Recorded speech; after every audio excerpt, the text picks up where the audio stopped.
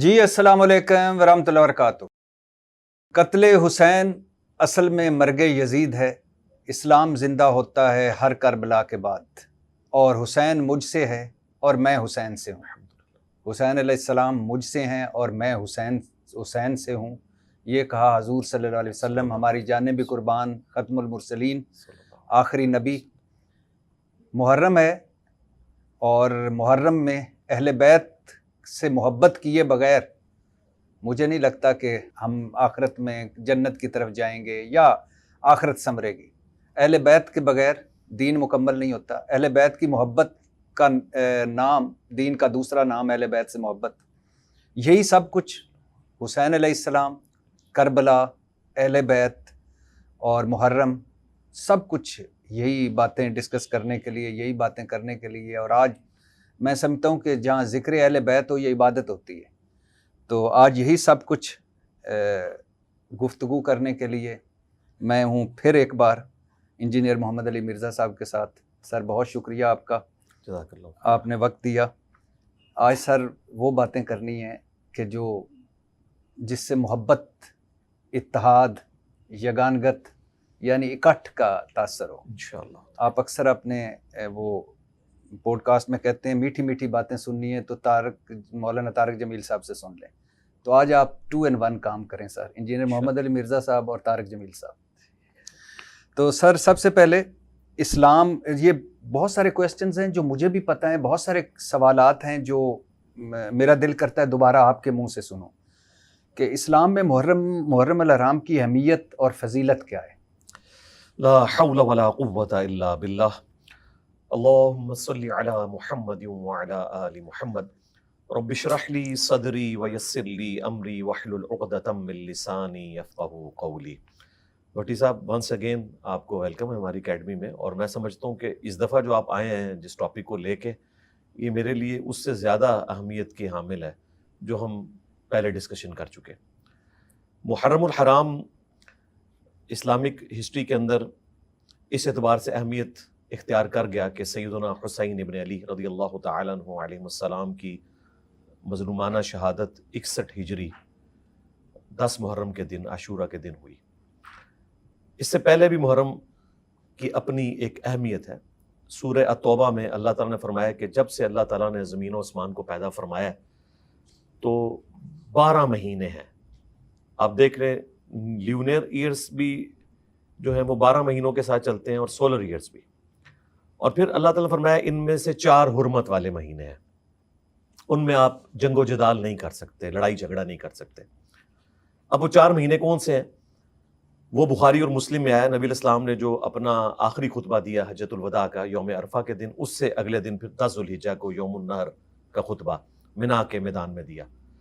اس میں نبی علیہ السلام نے فرمایا کہ زمانہ گھما کر وہیں پر آ گیا ہے جہاں اللہ تعالیٰ نے زمانے کو پیدا فرمایا تھا۔ جو مشرکین عرب مہینوں کو آگے پیچھے کر دیتے تھے جنگیں لڑنے کے لیے، اب وہ اتنی دفعہ آئٹریشنز پرفارم ہوئی ہیں کہ وہ مہینے اپنی جگہ پر آ گئے ہیں۔ 12 مہینے ہیں، ان میں سے 4 حرمت والے ہیں، ذوالقعدہ، ذوالحجہ اور محرم، اور چوتھا جو ہے وہ رجب۔ یہ 3 مہینے حج کے ساتھ جڑے ہوئے ہیں۔ درمیان میں ذوالحجہ کا مہینہ ہے حج والا، 1 مہینہ پہلے 1 مہینہ بعد، تاکہ جنگ نہ ہو اور راستے کھلے رہیں۔ اس زمانے میں تو لوگ پیدل سفر کرتے تھے نا سواریوں کے اوپر، تو اس لیے بیسیکلی یہ حج کے ساتھ ریلیٹڈ تھے محرم والے مہینے، کہ آپ نے جنگ اس میں روک دینی ہے۔ ایون جنگ صفین بھی روک دی گئی اسی وجہ سے کہ یہ حرمت والے مہینے ہیں، تو اس میں آپ نے جنگ نہیں کرنی۔ اس میں بھی اسپیسیفکلی جو محرم کا مہینہ ہے اس کے بارے میں صحیح مسلم میں حدیث ہے کہ اللہ تعالیٰ کے نزدیک رمضان المبارک کے بعد سب سے افضل جو روزے ہیں وہ اللہ کے مہینے محرم کے روزے ہیں۔ اللہ کا مہینہ اس کو قرار دیا، اور رمضان کے بعد سب سے افضل روزہ، اور پھر آپ علیہ السلام نے فرمایا کہ فرض نماز کے بعد سب سے افضل نماز تہجد کی نماز ہے۔ اس لیے آپ دیکھیں سیدنا عمر فاروق رضی اللہ تعالیٰ عنہ کے دور خلافت میں جب مسلمانوں کا کیلنڈر ہم بنانے لگے تو جب مشورہ کیا گیا تو سیدنا علی رضی اللہ تعالیٰ عنہ نے یہ مشورہ دیا کہ ہجری جو کیلنڈر ہے وہ آپ ہجرت سے سٹارٹ کریں، کیونکہ نبی علیہ السلام کے لیے وہ ایک بینچ مارک تھا۔ آپ صلی اللہ علیہ وآلہ وسلم کی دعوت اس کے بعد عروج پہ گئی، اور سیدنا عثمان نے مشورہ دیا کہ اس کو محرم کے مہینے سے سٹارٹ کیا جائے، اگرچہ ہجرت ربیع الاول کے مہینے میں ہوئی ہے، اگر اصولاً دیکھا جائے تو اسلامی کیلنڈر ربیع الاول کے مہینے سے سٹارٹ ہونا چاہیے تھا. نبی الاسلام کی پیدائش کا مہینہ بھی، آپ کی وفات کا مہینہ بھی، آپ کی ہجرت کا مہینہ بھی. لیکن محرم کو اہمیت دی گئی کہ یہ اللہ کا مہینہ ہے. یہ سیدنا عثمان کا مشورہ تھا. اور ہجرت کو بینچ مارک مقرر کیا گیا، یہ سیدنا علی کا مشورہ تھا. تو آج دیکھ لیں آپ، اسلامک ہسٹری میں جب بھی ڈسکشن کرتے ہیں تو ہم بتاتے ہیں کہ نبی الاسلام جو ہے وہ ہجرت کر کے جب آئے تو 2 ہجری میں غزوہ بدر ہوئی، 3 ہجری میں احد ہوئی، 5 کے اندر جو ہے وہ خندق ہوئی، 6 کے اندر صلح حدیبیہ، 7 میں غزوہ خیبر، 8 میں غزوہ حنین اور فتح مکہ، 9 میں غزوہ تبوک، 11 ہجری میں نبی الاسلام کی وفات ہوئی، 13 ہجری میں سیدنا ابو بکر کی وفات ہوئی، 23 ہجری کے اندر سیدنا عمر کی ہوئی، 35 کے اندر جو ہے وہ سیدنا عثمان کی ہوئی، 40 میں سیدنا علی کی شہادت ہوئی. اس طرح اسلامک ہسٹری میں پھر وہ جو ہم بینچ مارک رکھے ہوئے ہیں، پھر ائمہ محدثین کی جو سن وفات ہیں، 150 ہجری امام حنیفہ کا ہے، امام شافعی کا 204 ہجری ہے، 241 ہجری احمد بن حنبل کا ہے، امام مالک کا 179 ہے، امام بخاری کا 256 ہے، امام مسلم کا 261 ہے. یہ سارے کے سارے چلتے ہیں. اور آج الحمدللہ محرم 1447 ہجری میں بیٹھے ہوئے ہیں الحمدللہ. ماشاء اللہ. اچھا سر، میں تاریخی طور پہ مجھے جو اس 10 محرم، ایک تو یہ امام حسین علیہ السلام کی وجہ سے محرم اور خاص طور پر 10 محرم اہمیت اختیار کر گیا، لیکن واقعہ کربلا کے علاوہ 10 محرم کو کئی اور بھی تاریخی واقعات اسی دن ہوئے ہیں اور بہت سارے ہمیں پتہ چلتے ہیں. وہ واقعات کیا ہوئے ہیں جو 10 محرم والے دن ہوئے ہیں؟ دیکھیں تاریخ میں تو کافی سارے واقعات ہیں جو رپورٹ ہوئے ہیں کہ سیدنا نوح علیہ السلام کو اللہ تعالیٰ نے نجات دی 10 محرم کے دن. لیکن احادیث کے اندر جو چیز آئی ہے اسپیسیفکلی وہ بخاری اور مسلم میں آیا کہ نبی الاسلام جب ہجرت کر کے مدینہ شریف تشریف لائے تو اس وقت یہودی جو ہیں وہ 10 محرم کا روزہ رکھا کرتے تھے، عاشورہ کا. آپ علیہ السلام نے پوچھا کیوں رکھتے ہو؟ تو انہوں نے کہا اس دن اللہ تعالیٰ نے فرعون کو غرق کیا تو موسیٰ علیہ السلام نے شکرانے کے طور پر 10 محرم کا روزہ رکھا تھا. تو ہم اسی یاد کو تازہ کرتے ہیں. تو آپ علیہ السلام نے فرمایا کہ ہم زیادہ حقدار ہیں موسیٰ علیہ السلام کی پیروی کرنے کے. تو آپ نے صحابہ کرام کو مشورہ دیا کہ تم بھی 10 محرم کا روزہ رکھا کرو. بخاری مسلم میں بس اتنی حدیث ہے. مسلم شریف میں آتا ہے کہ صحابہ کرام نے عرض کیا کہ آپ علیہ السلام تو ہمیں یہود و نصارہ کی مشابہت سے منع فرماتے ہیں، تو 10 کی اگر ڈیٹ کامن ہو جائے گی تو یہ تو مشابہت ہو جائے گی. تو آپ نے فرمایا کہ پھر اگلے سال میں زندہ رہا تو میں 9 کا بھی روزہ رکھوں گا. لیکن اگلے سال آپ وفات پا گئے. اب الٹیمیٹلی اس وقت امت کا عقیدہ یہ ہے کہ آپ نے 2 روزے رکھنے ہیں، 9 اور 10 کا. اسی حدیث کو امام ترمذی نے لیا ابن عباس سے ہی، اور انہوں نے ابن عباس کا قول نقل کیا کہ وہ کہتے تھے کہ 9 اور 10 2 روزے رکھو. اس کی پوری سند سنن کبریٰ البیہقی کے اندر موجود ہے کہ 9 اور 10 2 روزے رکھو، یہودیوں کی مخالفت کرو. ایک کمزور روایت ہے مسند احمد میں کہ 10 سے پہلے 1 روزہ ملا لو یا 10 کے بعد 1 روزہ ملا لو، مخالفت ہو جائے گی. تو یہ بھی اجتہاداً درست ہے. بیسیکلی آپ نے 2 روزے رکھنے. اور حیران کن بات ہے، سیدہ عائشہ سلام اللہ علیہا کہتی ہیں کہ جو مشرکین عرب ہیں نا، قریش مکہ، وہ بھی 10 محرم کو روزہ رکھا کرتے تھے. بخاری مسلم میں آتا ہے. تو نبی علیہ السلام جب مکے میں تھے آپ 10 محرم کا روزہ رکھتے تھے، اور جب تک رمضان کا روزہ فرض نہیں ہوا تھا یہ روزہ فرض تھا. بخاری مسلم میں آتا ہے جب رمضان کی فرضیت آئی تو پھر نبی علیہ السلام نے اس کو نفلی کر دیا. جس کی مرضی رکھ لے، جس کی مرضی چھوڑ دے. آج کی ڈیٹ میں 9-10 محرم کا روزہ نفلی روزہ ہے. اور مسلم شریف میں حدیث ہے، میں اللہ سے امید کرتا ہوں کہ جو عاشورہ 10 محرم کا روزہ رکھے گا اللہ تعالیٰ اس کے سابقہ 1 سال کے گناہوں کو معاف کر دے گا. یہ اس کی فضیلت ہے. اچھا سر، ایک تو محرم میں آپ نے کہا کہ افضل عبادت ہے 9 اور 10 کا روزہ. اس کے علاوہ کیا کیا عبادت کرنی چاہیے؟ بہت سارے ہمیں علماء سناتے ہیں کہ آپ نفل پڑھیں، آپ نمازیں پڑھیں، آپ فلاں صدقہ دیں، آپ سبیلیں لگائیں، آپ کچھ اور کریں. تو اس طرح کی کوئی چیزیں رپورٹ نہیں ہوئی ہیں. یہ ہماری ایک کلچرل چیز ہے. ظاہر ہے امت کے دل دکھے میں 10 محرم کے واقعے کی وجہ سے. اس کی وجہ سے اہل سنت کے ہاں بھی اور اہل تشیع میں تو ہے کہ وہ 10 دن سبیل لگاتے ہیں. ایک کلچرل چیز ہے جس کو انہوں نے اڈاپٹ کیا ہوا ہے. ریلیجن میں ایسی کوئی چیز نہیں. نہ ریلیجن میں کوئی ایسی چیز ہے کہ آپ محرم کے مہینے میں شادی نہیں کر سکتے، یا محرم کے مہینے میں کوئی نیا لباس نہیں پہن سکتے، یا اس قسم کی ایکٹیویٹیز. ہاں جن کی اپنی ایک عقیدت والا معاملہ ہے وہ اپنی جگہ ہے، اس کو شریعت بنا کے پیش نہ کریں. نبی الاسلام نے اس قسم کا کوئی معاملہ تعلیم نہیں فرمایا. جو لوگ کرتے ہیں ہم انہیں کرٹیسائز نہیں کرتے، ہم کہتے ہیں اسے شریعت بنا کے پیش نہ کریں. آپ کا ذاتی شغف ہو سکتا ہے، وہ تو نبی الاسلام کا بھی صحیح بخاری میں آتا ہے کہ وحشی کا اسلام قبول کر لیا، لیکن فرمایا کہ مجھے اپنی شکل تم نے پوری زندگی نہیں دکھانی، مجھے اپنا چچا یاد آتا ہے. حالانکہ نبی علیہ السلام حریص علیکم بالمؤمنین رؤوف الرحیم ہے، اس کے باوجود آپ صلی اللہ علیہ وآلہ وسلم نے وحشی کو کہا کہ اپنی شکل مجھے نہیں دکھانی، مجھے اپنا چچا یاد آتا ہے. تو آپ کے دل میں جو غم حمزہ تھا وہ ہمیشہ تازہ رہا. 5 سال بعد بھی. جی 5 سال بعد بھی. 3 ہجری میں احد ہوئی اور یہ فتح مکہ 8 ہجری میں 5 سال بعد بھی. اچھا سر، واقعہ کربلا پوری مسلم ہسٹری کا وہ واقعہ ہے، ہماری تاریخ کا بھی، مذہب کا بھی، کہ جس کے بعد اتنی دراڑیں پڑی ہمارے مذہب میں، ہمارے دین میں، کہ جو آج تک ہیں. واقعہ کربلا کا اگر مختصر قدر ٹو دا پوائنٹ، ورنہ تو اس پہ کئی گھنٹوں آپ بول سکتے ہیں کہ اس کا پس منظر کیا تھا اور وہ کیا عوامل تھے کہ بات واقعہ کربلا تک پہنچ گئی. دیکھیں یہ تو پورا مقدمہ ہے، اس کے اوپر اگر کسی کو شوق ہے تو وہ مولانا مودودی رحمہ اللہ کی کتاب ہے خلافت و ملوکیت، وہ پڑھیں. اس پہ چند لوگوں کا اعتراض تھا کہ جی اس میں کچھ تاریخی حوالے ہیں، حالانکہ زیادہ تر انہوں نے احادیث سے حوالے دیے ہیں. تو میں نے اس کی سپورٹ میں ریسرچ پیپر لکھا، 200 احادیث جمع کی، اکثر بخاری مسلم سے، واقعہ کربلا کا حقیقی پس منظر، 72 صحیح الاسناد احادیث کی روشنی میں. اس میں روایتیں 200 ڈالیں، 72 کی نسبت شہدائے کربلا کی نسبت سے رکھی، اور تمام صحیح روایتیں اس میں جمع کی جو محدثین نے تحکیم کے ذریعے ڈکلیئر کی ہیں. تو وہ مقدمہ خلافت و ملوکیت کو سپورٹ کرتا ہے. بیسیکلی تو اوائل اسلام میں ہی 2 خاندان ایسے تھے جو مکے کے اندر ڈومیننٹ تھے.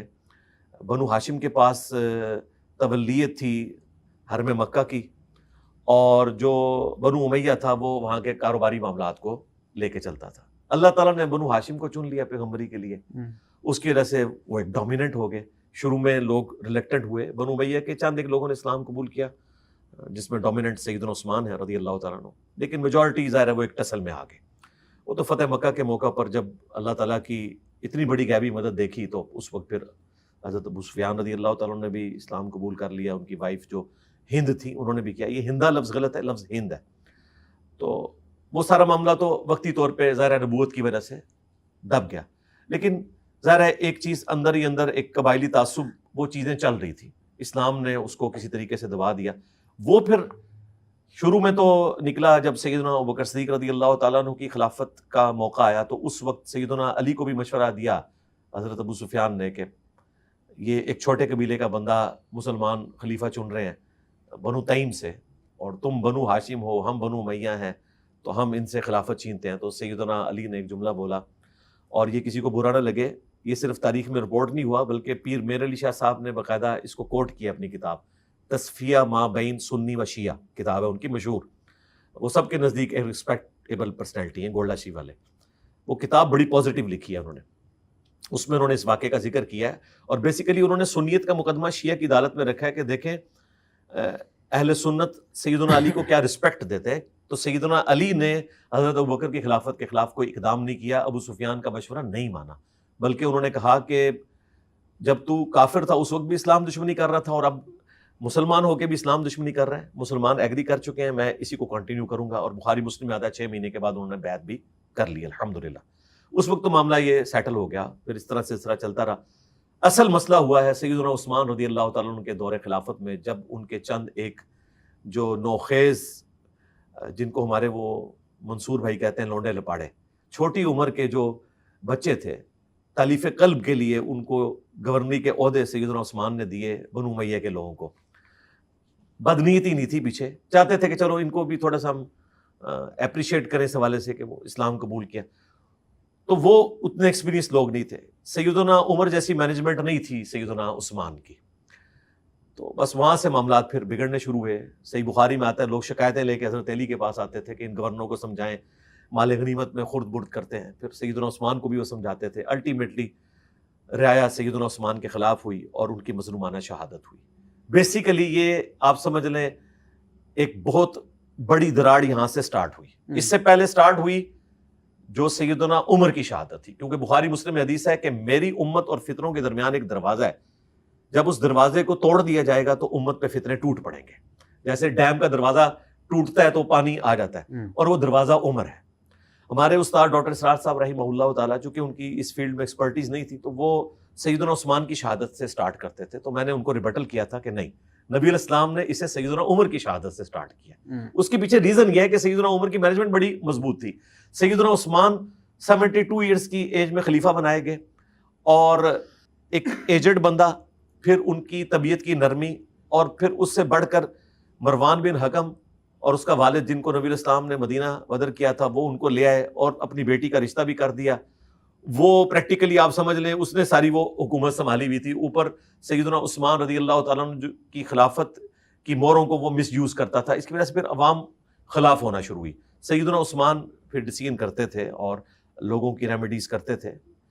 بخاری مسلم میں کئی ایک احادیث اس حوالے سے رپورٹ ہوئی ہیں, میں نے ریسرچ پیپر میں نقل کی ہیں. یہ جو کہتے ہیں عبداللہ ابن سبا نے مت مار دی, عبداللہ ابن سبا ہزاروں صحابہ کو اس طریقے سے ڈیویٹ کروا سکتا تھا جو نبی اسلام کی تربیت یافتہ تھے. بیسیکلی صحابہ اور تابعین میں کچھ لوگ تھے جو سیدنا عثمان کی پالیسی سے اختلاف رکھتے تھے, لیکن وہ اختلاف اس نوعیت تک گیا کہ بیچ میں چند شرارتی لوگ تھے جنہوں نے ان کو شہید کیا. تو سیدنا عمر کی شہادت سے معاملہ شروع ہوا. سیدنا عثمان کی شہادت کے اوپر دراڑ اور کھل گئی, اور اب سیدنا علی پیچھے بچے تھے کیونکہ 6 رکنی کمیٹی جو بخاری مسلم میں آتا ہے اس میں آخر میں ٹائی میں 2 بندے رہ گئے تھے. اب سیدنا علی ایک ایسی پرسنالٹی تھے جن پہ حضرت عثمان کے مخالفین بھی ایگری کرتے تھے اور عثمان رضی اللہ تعالیٰ عنہ کے چاہنے والے بھی, اور انہوں نے کہا کہ آپ خلافت سنبھالیں. انہوں نے کہا میں خلافت سنبھالوں گا تو لوگ قتل عثمان میرے متھے مار دیں گے, تو میں خلافت قبول نہیں کروں گا. لوگوں نے کہا کہ آپ کے سوا اس مسئلے کو کوئی سنبھال نہیں سکتا. تو پھر انہوں نے کہا کہ پھر میں مسجد نبوی میں بیٹھوں گا, جس نے اختلاف کرنا ہے ابھی کرو, بعد میں پھر مجھ سے کوئی اختلاف نہ کرے. یا تو میں گوشہ نشینی کی زندگی اختیار کروں گا یا پھر میں عدل و انصاف سے کام لوں گا. اس وقت تو لوگ ایگری کر گئے کہ جی ٹھیک ہے ہمیں عدل و انصاف چاہیے, لیکن وہ مولا علی کا عدل و انصاف پھر کسی کو ہضم ہونا تھا. تو اس ٹائم تو سب نے بیعت کر لی. سیدنا علی نے پہلا ایگزیکٹو آرڈر یہ جاری کیا کہ عثمان رضی اللہ تعالیٰ عنہ کے سارے گورنر معزول کیے جاتے ہیں, جن کی وجہ سے سیدنا عثمان کی شہادت ہوئی. سارے گورنر معزول ہو کے سارے خلافت کی ایک اتنی اسٹرینتھ تھی سوائے ایک گورنر کے, حضرت معاویہ رضی اللہ تعالیٰ عنہ. انہوں نے یہ حکم ماننے سے انکار کر دیا, اور اسی کی وجہ سے سیدنا علی کو پھر جنگ صفین لڑنا پڑی, اور یہ سارا معاملہ ہوا. اور پھر صلح حسن کے اوپر وہ کنکلوڈ ہوئی. اب میں یہ بیچ والی اسٹوری شارٹ کرتا ہوں, جسے شوق ہے ہماری ویڈیوز دیکھے. الٹیمیٹلی پھر صلح حسن میں جو شرائط طے پائیں, ظاہر صلح کا مطلب ہی شرائط کے اوپر ہوتا ہے, ان میں سے ایک شرط یہ تھی کہ اگر تو حضرت حسن زندہ رہے حضرت معاویہ کے بعد تو خلافت ان کے پاس واپس آئے گی, ورنہ امت کو شورا پہ چھوڑا جائے گا. اس وقت تو حضرت معاویہ ایگری کر گئے, لیکن وہی بات کہ جب ساتھ کے لوگوں نے سیدنا حسن کو بھی شہید کر دیا گیا, تو پھر ساتھ کے لوگوں نے مشورہ دیا کہ حضرت آپ کا بیٹا جو ہے اس سے زیادہ اہل کون ہو سکتا ہے, تو آپ اسے نامینیٹ کریں. تو بخاری میں آتا ہے انہوں نے اپنی وفات سے 4 سال پہلے لوگوں سے بیعت لینا شروع کر دی, لیکن اس وقت بھی سیدنا حسین نے بیعت نہیں کی, اور عبداللہ ابن زبیر نے بھی بیعت نہیں کی, عبداللہ ابن عباس نے بھی بیعت نہیں کی, عبداللہ ابن عمر نے بھی بیعت نہیں کی. بعد میں عبداللہ ابن عمر نے کر لی کہ بھئی اس طرح نہ کریں آپ. اور پھر جب حضرت معاویہ فوت ہوئے 60 ہجری میں, پھر کوفے کے لوگوں نے خطوط لکھے سیدنا حسین کو کہ آپ یہاں شفٹ ہو جائیں, یہاں مولا علی کے چاہنے والے ہیں, کیونکہ خلافت کے آخری 5 سال انہوں نے یہاں گزارے ہیں, تو ہم پولیٹیکل سٹرگل لانچ کریں گے. سیدنا حسین جنگ لڑنے نہیں گئے تھے, بیوی بچوں کے ساتھ جنگ لڑنے نہیں آپ جاتے. وہ کوفے شفٹ ہو رہے تھے کہ وہاں سے ہم اپنی سٹرگل کو لانچ کریں گے, لیکن راستے میں انہیں روک کے مظلومانہ اس طریقے سے شہید کیا گیا. اور پھر امت کے دل میں یہ جو دراڑ پڑی تھی اور کھلی ہوگی کہ یار دیکھو پہلے حضرت علی کا ساتھ نہیں دیا, حضرت علی تو تینوں خلفاء کے ساتھ رہے, جب ان کی باری آئی تو انہوں نے جنگیں لڑنا شروع کر دیں. اس کے بعد ان کے بیٹے حسن کو بھی زہر دے کے شہید کر دیا, اب حسین ابن علی کو بھی کربلا میں شہید کر دیا. پھر جو شیعان علی یعنی کہ حضرت علی کے ایک گروہ کے لوگ, یہ شیعہ ٹرم پولیٹیکل تھی اس وقت, اب تو یہ مذہبی ٹرم بن چکی ہے. اس ٹرم میں جو ہے وہ اہل سنت بھی شیعان علی ہیں, ظاہر ہے ہم تو چاروں خلفاء کے ماننے والے ہیں. ان کے دل میں پھر ایک کلک آیا. پھر الٹا یہ جو کام شروع ہو گیا کہ بنو امیہ کے لوگوں نے ممبروں پر حضرت علی پہ سب و شتم کروانا شروع کر دیا. صحیح مسلم میں آتا ہے لعن اللہ ابا تراب, نعوذ باللہ, ابو تراب پر لعنت. صحیح مسلم 6229 نمبر حدیث ہے یہ. اس قسم کے جب غلیظ الفاظ نکلے تو پھر ظاہر نیچے سے ریونج آنا تھا, ٹھیک ہے. اور پھر اس ریونج کا نتیجہ یہ نکلا کہ شیعہ اس ایکسٹریم کو چلے گئے اور اہل سنت اس ایکسٹریم کو چلے گئے. لیکن اللہ کا شکر ہے ایک طبقہ جو اہل سنت منہج کے اوپر تھا وہ ہمیشہ اعتدال پر قائم رہا. اس کا ثبوت یہ ہے کہ جب عمر بن عبدالعزیز 99 ہجری میں خلیفہ بنے اور وہ بنو امیہ سے ہضم نہیں ہوئے, حالانکہ ان کے خلیفہ تھے, حساتی طور پہ بنے, 101 ہجری میں ان کو زہر دے کے قتل کر دیا. 38 سال عمر تھی, میری 47 ایئرز ہے. یعنی مجھ سے بھی وہ آلموسٹ 9-10 سال چھوٹے تھے تو دنیا سے چلے گئے، پوری دنیا کے اوپر اثر چھوڑ کے. انہوں نے آتے ہی بنو امیہ کے وہ سارے حکم ریورس کیے، زمینیں واپس کی. ایون فدق کا جو معاملہ تھا سیدنا ابوبکر کا ڈیسیژن بھی چینج کر کے وہ آل فاطمہ کے حوالے کر دیا اور اسلام کے پہلے مجدد قرار پائے. اسی لیے امام جعفر صادق رضی اللہ تعالیٰ عنہ کہا کرتے تھے کہ اس امت میں اگر مہدی کے مرتبے کو کوئی شخص پہنچ سکتا ہے تو وہ عمر بن عبدالعزیز ہے. اتنی ان کی رسپیکٹ، وہ پہلے اسلام کے مجدد ہیں. وہ ابو داؤد میں حدیث ہے صدی کے کنارے پہ مجدد آئے گا. تو 99 ہجری میں بنے، 101 ہجری میں ان کو شہید کیا گیا. انہوں نے آ کے اہل سنت کا قبلہ بالکل درست کر دیا. سیدنا علی پہ 60 سال سے جو سب و شتم تھا وہ ختم کروایا، وہ پھر دوبارہ نہیں ہو سکا. اللہ کا شکر ہے عمر بن عبدالعزیز وہ واحد مجدد ہیں جنہیں سنی اور شیعہ دونوں پہلی صدی کا مجدد مانتے ہیں. یہ ایک مجدد ہے جس پہ امت متفق ہے، اور آخری مجدد امام مہدی ہوں گے. بیچ میں اختلاف ہے، سنیوں کے اندر بھی اختلاف ہے، لیکن پہلا اور آخری سب کے درمیان جو ہے ایگریڈ اپان ہے. یہ میں نے آپ کو ساری ہسٹری اس لیے بتائی کہ اللہ کا شکر ہے اہل سنت کو میں بہتر اس لیے سمجھتا ہوں کہ انہوں نے غلو کا راستہ اختیار نہیں کیا، اس اعتبار سے کہ انہوں نے اہل بیت کے ساتھ بغض کا اظہار نہیں کیا اہل سنت کے محدثین نے. باقی جو ہمارے اندر ناسبی گھسے ہوئے ہیں ان سے تو ہم اعلان برات کرتے ہیں. یعنی ہمارے ائمہ محدثین نے ہمیشہ حضرت علی کے فضائل، اہل بیت کے فضائل اتنے شد و مت سے بیان کیے کہ آپ دیکھیں بخاری مسلم میں آپ کو حضرت علی کے، حضرت حسین کے، سیدہ فاطمہ کے فضائل ملیں گے، علیہ السلام ملے گا. اتنے پروٹوکول کے ساتھ، ہو سکتا ہے آپ نے اس قسم کے کوسچنز بھی لکھے ہوئے ہوں تو میں اس کو موقع کے اوپر ایڈریس کر دوں گا. بہرحال اہل سنت کا منہج درمیان میں ہے. ہم روافض سے بھی بری ہیں جو صحابہ کرام پہ سب و شتم کرتے ہیں، ہم نواسب سے بھی بری ہیں جو کہ اہل بیت کے ساتھ بغض رکھتے ہیں. اچھا، فضائل صحابہ اس کتاب میں ہے امام احمد بن حنبل کہ میری وجہ سے 2 فرقے دوزخ میں جائیں گے، ایک میری محبت میں غلو کر کے، ایک میری دشمنی میں غلو کر کے، اور دوسرا میری وجہ سے 2 فرقے گمراہ ہوں گے، ایک میری محبت میں غلو کر کے اور ایک میری دشمنی میں غلو کر کے. یہ مطلب ہے دونوں ایکسٹریمز جو ہیں.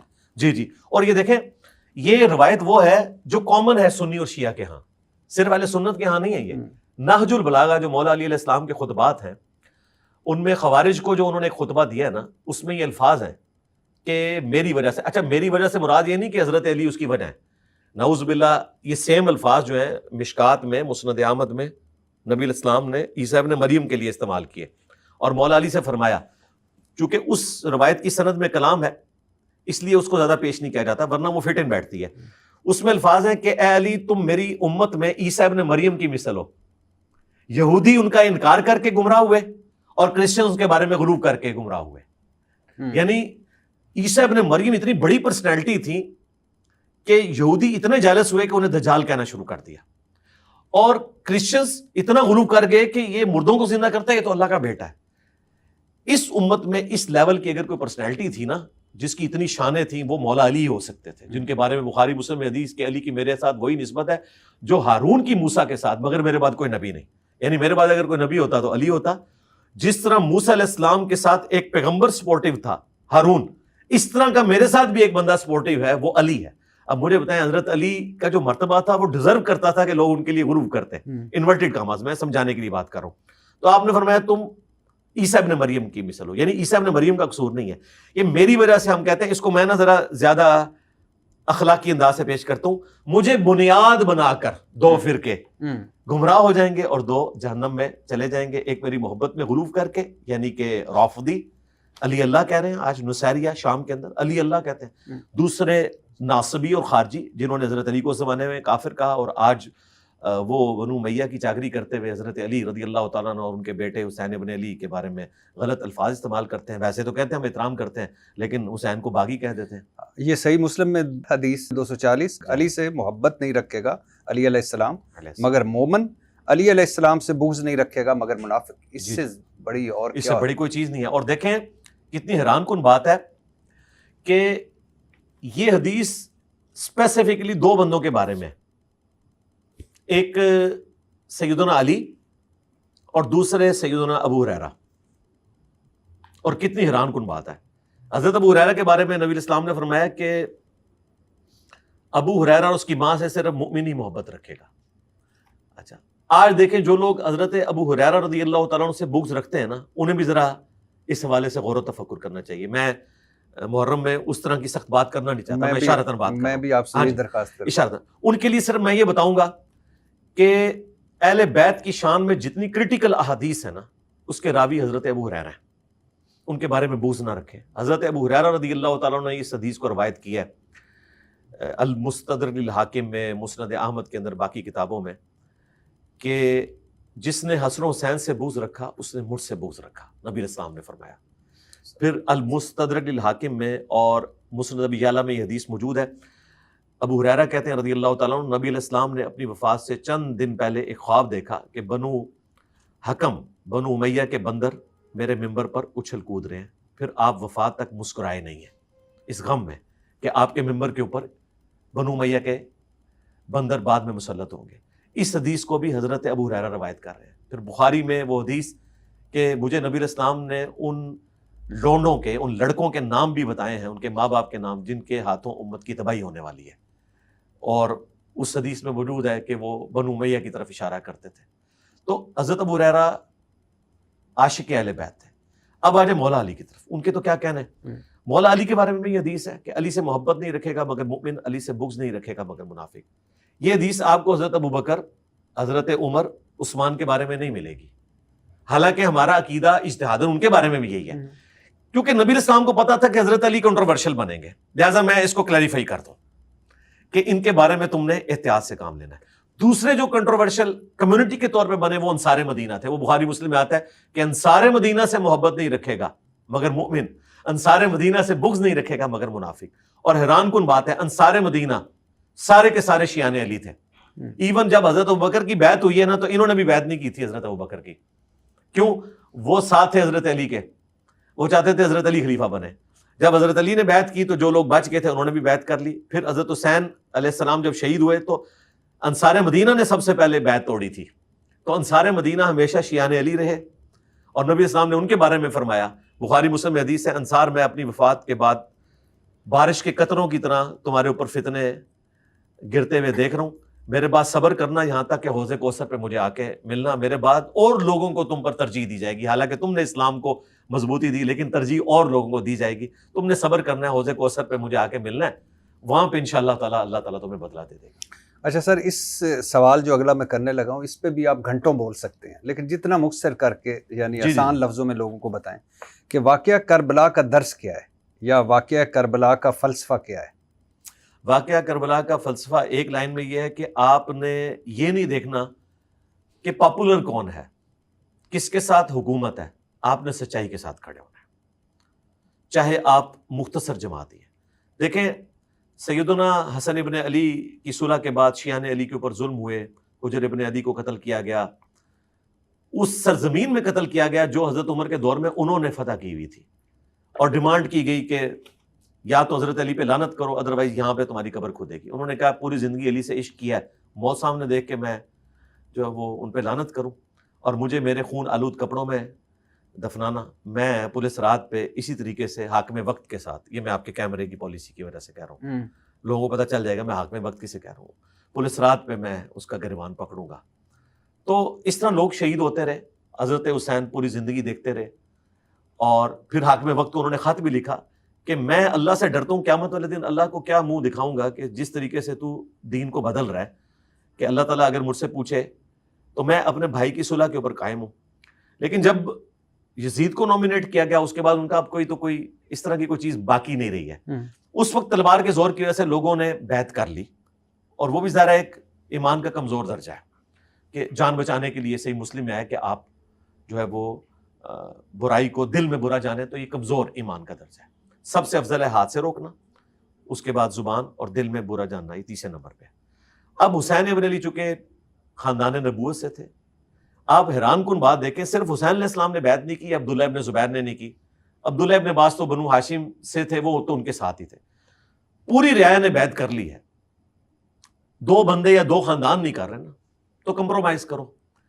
لیکن یزید نے کہا جب تک یہ بیعت نہیں کرتے نا میری حکومت لیجیٹمائز نہیں ہوگی، کیونکہ خاندان نبوت ایکسیپٹ کرے نا۔ حسین ابن علی نے اس کو ایکسیپٹ نہیں کیا، اور اپنے خون سے اختلافی نوٹ لکھا۔ ہمارے استاد مولانا اسحاق صاحب رحمہ اللہ کہا کرتے تھے کہ حسین ابن علی نے اپنے خون سے اختلافی نوٹ لکھا ہے، کہ بے شک باقی سارے ایک طرف ہیں لیکن میں اختلافی نوٹ لکھوں، اور میں کوئی عام بندہ نہیں ہوں، جب میں مظلومانہ اس طریقے سے قتل کیا جاؤں گا تو پھر دنیا قیامت تک کے لیے یاد رکھے گی کہ خاندان نبوت نے جو پولیٹیکل انجینئرنگ کی گئی اور ریلیجن کو اور پالیٹکس کو الگ کیا گیا اور ایک خاندان کی حکومت مسلط کی گئی، اس کو خاندان نبوت نے ایکسیپٹ نہیں کیا۔ تو آج تک دیکھیں ایون حسین علیہ السلام کے جو مخالفین بھی ہیں نا، جب ان پہ بھی مشکل وقت آتا ہے نا تو وہ حسین علیہ السلام کو کوٹ کرتے ہیں۔ آپ یہاں پہ دیکھ لیں، میں یہاں پہ میں نام لینا بھی ضروری سمجھتا ہوں کیونکہ میں پازیٹیو بات کر رہا ہوں۔ ہمارے جو محبوب لیڈر ہیں مولانا فضل الرحمان صاحب حافظہ اللہ تعالی، جب وہ عمران خان صاحب کے دور میں دھرنا لے کے آئے تو اس وقت انہوں نے کہا یہ حسین علیہ السلام کی سنت ہے یزید کے خلاف کھڑے ہونا، اور انہوں نے اپنے اس دھرنے کو کربلا سے تشبیہ دی اور حاکم وقت کو یزید سے تشبیہ دی اور حسین علیہ السلام استعمال کیا، حالانکہ دیوبندی تو علیہ السلام یوز ہی نہیں کرتے۔ تو جب ان پہ مشکل وقت آتا ہے تو یہ حسین علیہ السلام بھی یوز کرتے ہیں، کربلا کو بھی یوز کرتے ہیں، ایون یہ داعش شیعہ کا قتل عام کیا، لیکن ان کے کچھ لوگ میرے پاس بھی آئے، بعد میں ڈکلیئر ہوا کہ یہ وہ لوگ تھے، یہ میں 7-8 سال پرانی بات کر رہا ہوں، ان کے جو اس وقت کے خلیفہ تھے ابو بکر بغدادی صاحب، تو وہ بھی حسین علیہ السلام کی بات کرتے تھے۔ تو حسین علیہ السلام ہمیشہ لوگ کوٹ کرتے ہیں اپنے مقاصد۔ آج کل بھی آپ دیکھتے ہیں پولیٹیکل لیڈرز ایک دوسرے کے لیے جی یہ حسین ہے، یہ یزیدی حکومت ہے، اور جب وہ دوبارہ حکومت میں آئیں گے تو وہ پھر یزید بن جائیں گے، دوسرے پھر حسین بن جائیں گے، وہی یہ سارا سلسلہ۔ اس لیے میں کہتا ہوں یار پاکستان کی پالیٹکس سے نا حسین علیہ السلام کو لادہ رکھے۔ میں پروٹیسٹ کرتا ہوں جو بھی اس ٹرم کو یوز کرتے ہیں، یزید حسین کی ٹرم نہ یوز کریں، نہ آپ حسین ہیں اور نہ آپ کے مخالفین یزید ہیں، ان سب کے اپنے پولیٹیکل ایجنڈے۔ تو حسین ابن علی نے اختلافی نوٹ لکھا کہ چاہے دنیا ایک طرف کھڑی ہو، آپ نے سچائی کے لیے کھڑے ہونا ہے اور قربانی دینی ہے، یہ ہے شہادت کا فلسفہ۔ اور جو درس ہے کہ اس مشکل وقت میں بھی حسین ابن علی نے نماز نہیں چھوڑی۔ یہاں پہ ہم حسین ابن علی کے لیے آنسو بھی بہا لیں، کالے کپڑے بھی پہن لیں اور ان کے لیے اپنی عقیدت کا اظہار بھی کریں مختلف انداز کے اندر، لیکن جب نماز کی باری آئے تو کوئی کہ جی میرے کپڑے ناپاک ہیں۔ اور یہاں پہ بھی ہم دیکھتے ہیں، مجھے بڑا دکھ ہوتا ہے کہ میں تو اس حق میں ہوں کہ آرگنائز طریقے سے پروٹیسٹ، جلسے جلوس ہونے چاہیے، سڑکوں کے اوپر نہیں، گراؤنڈز کے اندر ہوں تاکہ ٹریفک بلاک نہ ہو، چاہے وہ میلاد کے ہوں محرم کے ہوں۔ لیکن جب نماز کی باری آتی ہے تو میجورٹی لوگ کہتے ہیں نہیں ہمارے کپڑے ناپاک ہیں۔ پاک لوگوں کے ماننے والے نماز کے وقت ان کے کپڑے ناپاک ہیں، اس کا مطلب ہے کہ آپ ناپاکی کی حالت میں اس پروٹیسٹ اور جلوس میں حصہ لے رہے ہیں، تو آپ حسین علیہ السلام کے مشن پہ کہاں سے آئے؟ جب ظہرین کا وقت آتا ہے تو سب لوگوں کو پھر نماز پڑھنی چاہیے ظہر اثر، وہاں یہ نہیں ہونا چاہیے۔ ہاں، اس طرح میلاد کے جلسوں میں بھی میں خود چونکہ بریلوی مکتب سے میرا بلٹ اپ ہوا ہے، وہاں پہ بھی ہم دیکھتے ہیں جیسے ہی وہ زور کی اذان ہوتی ہے جلوس کے اندر 5000 لوگ ہیں اور مسجد میں 50 بھی نہیں ہوتے۔ اہل بیت کون ہے سر؟ اہل بیت علیہم السلام نبی صلی اللہ علیہ وآلہ وسلم کے خون کے رشتے کے لوگ اور آپ کے دودھ کے رشتے کے لوگ ہیں۔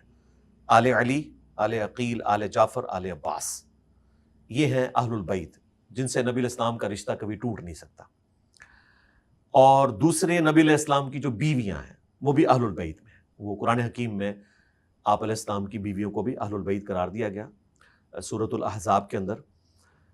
اور اس کو کنکلوڈ کرتے ہوئے آیت نمبر 33 میں اللہ تعالیٰ نے فرمایا انما یرید اللہ لیذھب عنکم الرجس اہل البیت ویطہرکم تطہیرا۔ اے نبی کے گھر والو، اللہ تعالیٰ تو چاہتا ہے تم سے ہر طرح کی ناپاکی دور کر دے اور تمہیں خوب صاف ستھرا کر دے۔ آیت تطہیر، آیت تطہیر اسے کہتے ہیں۔ یہ 33 نمبر جو آیت تطہیر ہے، یہ قرآن کے کانٹیکسٹ میں تو اسپیسیفکلی امہات المومنین کے بارے میں ہے۔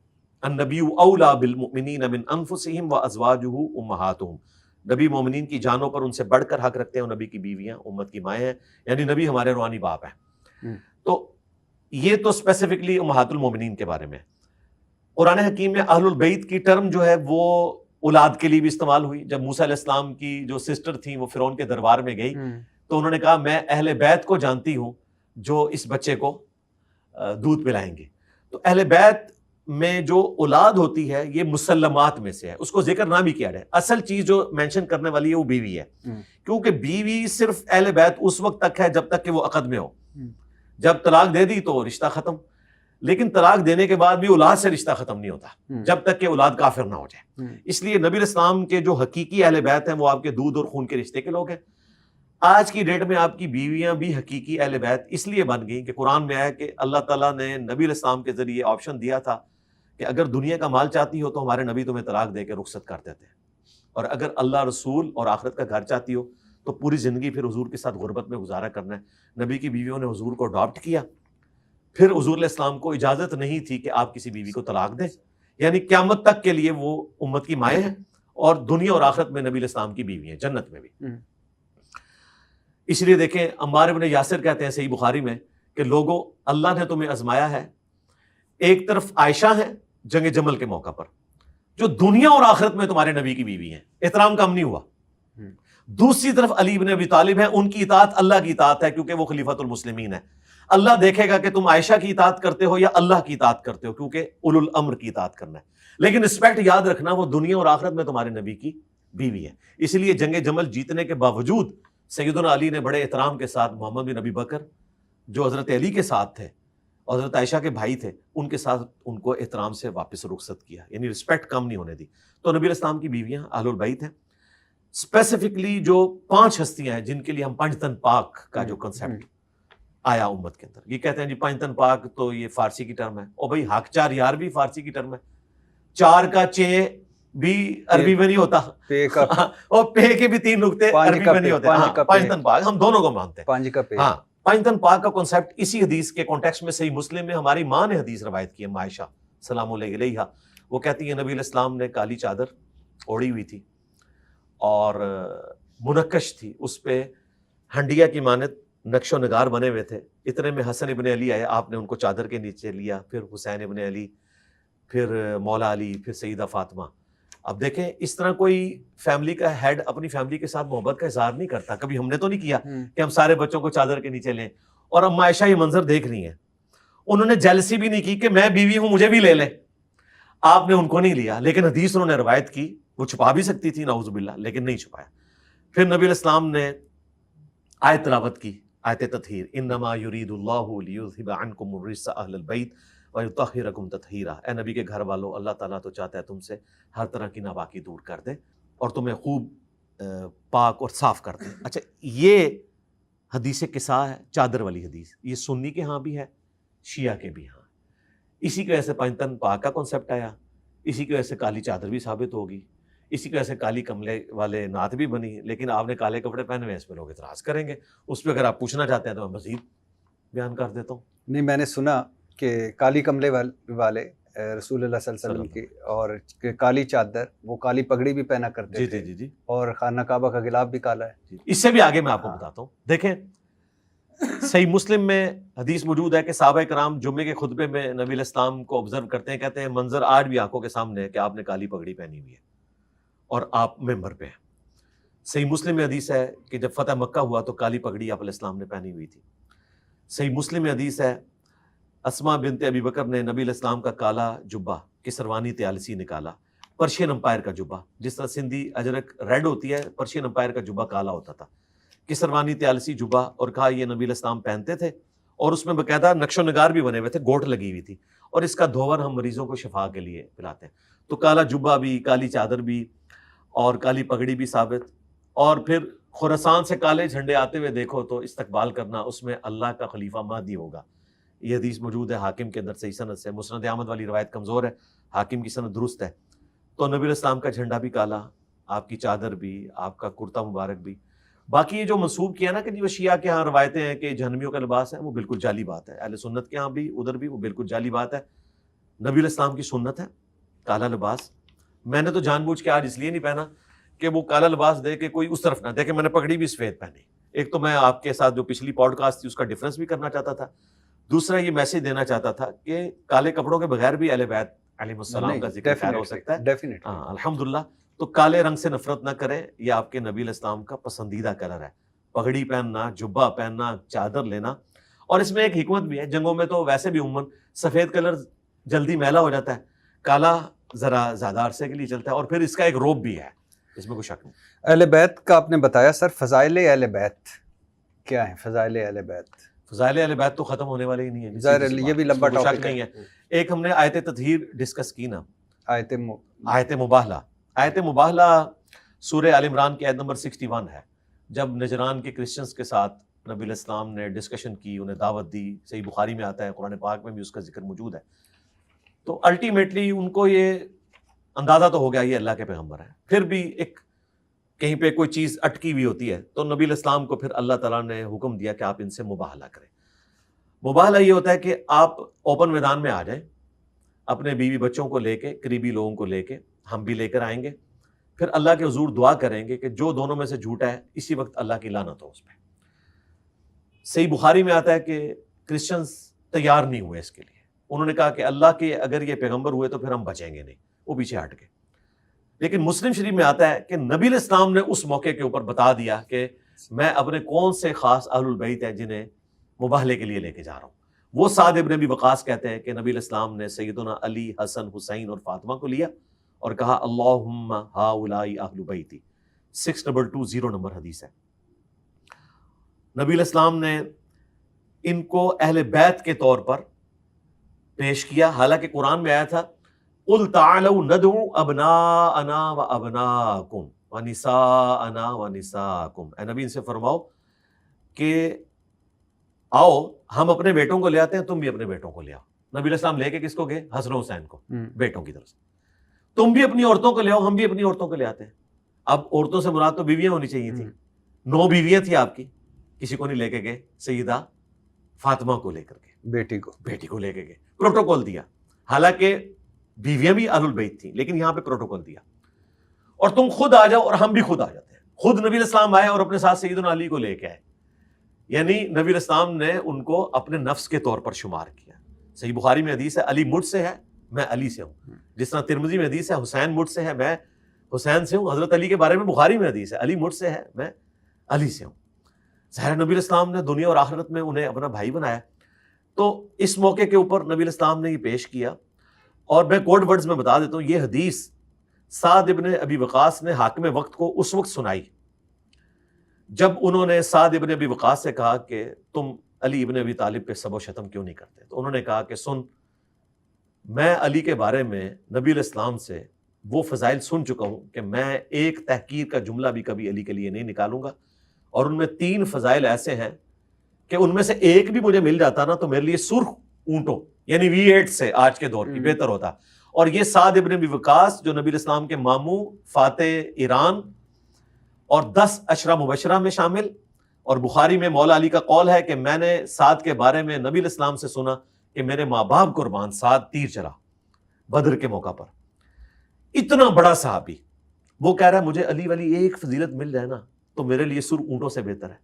پھر انہوں نے حاکم وقت کو کہا کہ سن, خیبر کے موقع پر آپ نے فرمایا تھا میں اس شخص کے ہاتھ میں جھنڈا دوں گا جو اللہ اور اس کے رسول سے محبت کرتا ہے, اور اس سے بڑھ کر اللہ اور اس کا رسول اس سے محبت کرتے ہیں. میں پوری رات سویا نہیں, ہم سارے لوگ نہیں سوئے کہ کون خوش نصیب ہوگا. اور مسلم شریف میں یہ حدیث کے ساتھ یہ ایک اور حدیث ہے جس میں حضرت عمر کہتے ہیں یہ پہلا اور آخری موقع تھا مجھے بھی رشک ہوا کہ جھنڈا مجھے ملتا, لیکن وہ علی کو ملا. سعد ابن ابی وقاص کہتے ہیں صبح نبی علیہ السلام نے علی کو بلا کے جھنڈا دیا, اشوب چشم تھا, لعاب دان مبارک لگایا, شفا ہوئی, اللہ نے فتح دی. دوسرا موقع تبوک کے موقع پر آپ نے کہا کہ علی کی میرے ساتھ وہی نسبت ہے جو ہارون کی موسیٰ کے ساتھ, مگر میرے بعد کوئی نبی نہیں. کیونکہ یہ پہلا اور آخری موقع تھا کہ اس جنگ میں حضرت علی ساتھ نہیں جا رہے تھے رومن امپائر کے خلاف. تو آپ نے کہا کہ حضرت ہارون علیہ السلام کو بھی موسیٰ علیہ السلام چھوڑ کے گئے تھے نا امت پہ, میں تجھے چھوڑ کے جا رہا ہوں. اس پہ پھر حضرت علی کو تسلی ہوئی. تیسرا موقع آپ علیہ السلام نے نجران کے کرسچن کے ساتھ جب مباہلہ ہوا تو علی, حسن, حسین اور فاطمہ علیہ السلام کو ساتھ لیا اور کہا اللہم ہؤلاء اہل بیتی. اب یہ حدیث مسلم شریف میں 6220 ہے. سیم سند پہ سنن نسائی الکبریٰ کا جو چیپٹر ہے خصائص علی میں اس میں بھی موجود ہے. اس میں پھر سعد ابن ابی وقاص کا بیٹا کہتا ہے کہ پھر جتنے دن وہ حاکم وقت مدینہ شریف رہے انہوں نے حضرت علی کی تحقیر کا ایک جملہ بھی اپنی زبان سے نہیں نکالا, کیونکہ میرے باپ نے ان کو ڈانٹا ہی ایسا تھا. اور ایک طریق اس کا سنن ابن ماجہ میں ہے, اس میں الفاظ ہیں سعد ابن ابی وقاص غصے میں آئے کہ تو اس شخص کے بارے میں مجھ سے بات کر رہا ہے جس کی یہ فضیلت یہ فضیلت یہ فضیلت, 3 فضیلتیں یہ بتائیں اور چوتھی فضیلت بتائی من کنت مولا فہذا علی مولا, جس کا مولا میں اس کا مولا علی. غدیر خم کی حدیث سنائی. تو آیت مباہلہ بہت بڑی فضیلت, اگر اجازت دیں تو میں آیت مودت بھی ہے, آیت جو مودت ہے اس کو اس میں کور کروں. وہ بھی بڑی مشہور آیت ہے اور اس کے اوپر اختلاف بھی پایا جاتا ہے. میں آپ کے پلیٹ فارم کی وساطت سے اس کو بھی کلیئر کر دوں. قل لا اسألکم علیہ اجرا الا المودۃ فی القربى.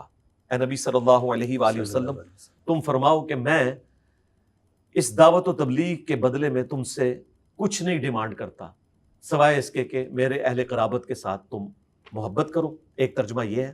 ایک ترجمہ یہ ہے سوائے اس کے کہ جو میری تمہارے ساتھ رشتہ داری ہے اس کا تم خیال رکھ لو. کیونکہ مشرکین عرب قریش کے قبیلے کے لوگوں کو ریگارڈ کرتے تھے, تو نبی الاسلام بھی بنو ہاشم قریش کا قبیلہ تھا. صحیح بخاری میں آتا ہے کہ سعید ابن جبیر جو ابن عباس کے شاگرد تھے وہ اس کی تعبیر اس اعتبار سے کرتے تھے کہ یہاں جو قربا سے مراد آل محمد ہے, اہل بیت محمد صلی اللہ علیہ وسلم. عبداللہ ابن عباس اس کی تفسیر یوں بیان کرتے تھے کہ اس میں یہ کہا جا رہا ہے کہ آپ رشتہ داری کی وجہ سے نبی اسلام کے ساتھ حسن سلوک کرو, کافروں کو کہا جا رہا ہے. دونوں تفسیریں درست ہیں. میں سعید ابن جبیر والی تفسیر کو بھی درست سمجھتا ہوں, اس لیے کہ اگر کافروں سے یہ کہا جا رہا ہے کہ تم نبی اسلام کی رشتہ داری کی وجہ سے, دین اگرچہ ڈیفرنٹ ہے, ایٹ لیسٹ خون کے رشتے کا خیال رکھو, تو مسلمانوں سے تو بدرجہ اولا ڈیمانڈ کی جائے گی کہ یہ تو تمہارے پروفٹ ہیں, تو ان کا آپ خیال رکھو, ان کے اہل بیت کا خیال رکھو. اور اس کو سپورٹیو صحیح بخاری میں حضرت ابو بکر کا قول ہے کہ محمد کے قرب کو محمد کے اہل بیت کے قرب میں تلاش کرو صلی اللہ علیہ وسلم. اور قربان جاؤں امام بخاری نے اس قول کو امہات المومنین کے چیپٹر میں نہیں ڈالا, حسن حسین کے چیپٹر میں ڈالا, اہل بیت کے, تاکہ بتایا جائے کہ یہاں اہل بیت سے مراد وہ والے اہل بیت لیے جا رہے ہیں. اور جامعہ ترمذی میں حدیث ہے اللہ سے محبت کرو کہ ساری نعمتیں اس نے تمہیں دی ہیں, مجھ سے محبت کرو کہ میں اللہ کا رسول ہوں, اور میرے اہل بیت سے محبت کرو کہ ان کی نسبت میرے ساتھ ہے. تو مودت یا محبت اہل بیت کے ساتھ رسول اللہ کی نسبت کی وجہ سے اپنی آخرت بنانے کے لیے, یہ ہر مسلمان کے لیے ایک بنیادی چیز ہے. المستدرک للحاکم میں حدیث ہے اگر کوئی شخص پوری زندگی خانہ کعبہ میں حجر اسود اور مقام ابراہیم کے درمیان نمازیں پڑھتا رہے اور روزے رکھتا رہے, لیکن اللہ کے حضور اس حال میں پیش ہوا کہ ہم اہل بیت کا بغض تھا, تو اللہ تعالیٰ اسے ضرور جہنم میں داخل کرے گا. تو اہل بیت کی محبت, خلفائے راشدین کی محبت, یہ ساری چیزیں ہمارے ایمان کا حصہ ہے. لیکن چونکہ اہل سنت کے ہاں کنٹروورشل اہل بیت بنے اس حوالے سے کہ ناسبی گھسا ہے, اس لیے میں ایمفسائز اس پہ کرتا ہوں. ہاں شیعہ کے ہاں تھوڑا غلو ہوا, لیکن وہاں اہل بیت کی محبت اس میں کوئی شک نہیں ہے کہ پروٹوکول کے ساتھ پائی جاتی ہے. اچھا, بہت سارے سوالات ہیں, بہت ڈھیر سارے سوالات ہیں, لیکن میں جب بھی وہ سوال سوچتا ہوں تو اس کا اینڈ کوئی اختلافی پہلو نکلتا ہے. آج 9 محرم ہے, کل 10 محرم ہے اور ذکر اہل بیت ہے. میں تو اس کو آج ایک عبادت سمجھ کے, حسین مجھ سے ہیں اور میں حسین سے ہوں, جس کا میں مولا اس کا علی مولا, اور 5 تن پاک اہل بیت. میرا تو ماننا ہے کہ اس کے بغیر ہمارا دین مکمل نہیں ہوتا. تو آج آپ کی بھی مہربانی ہے کہ آپ نے یعنی گول مول کر کے وہ جہاں اختلافی موضوعات سے وہاں سے آگے جی. اور میں بھی نہیں پوچھ رہا.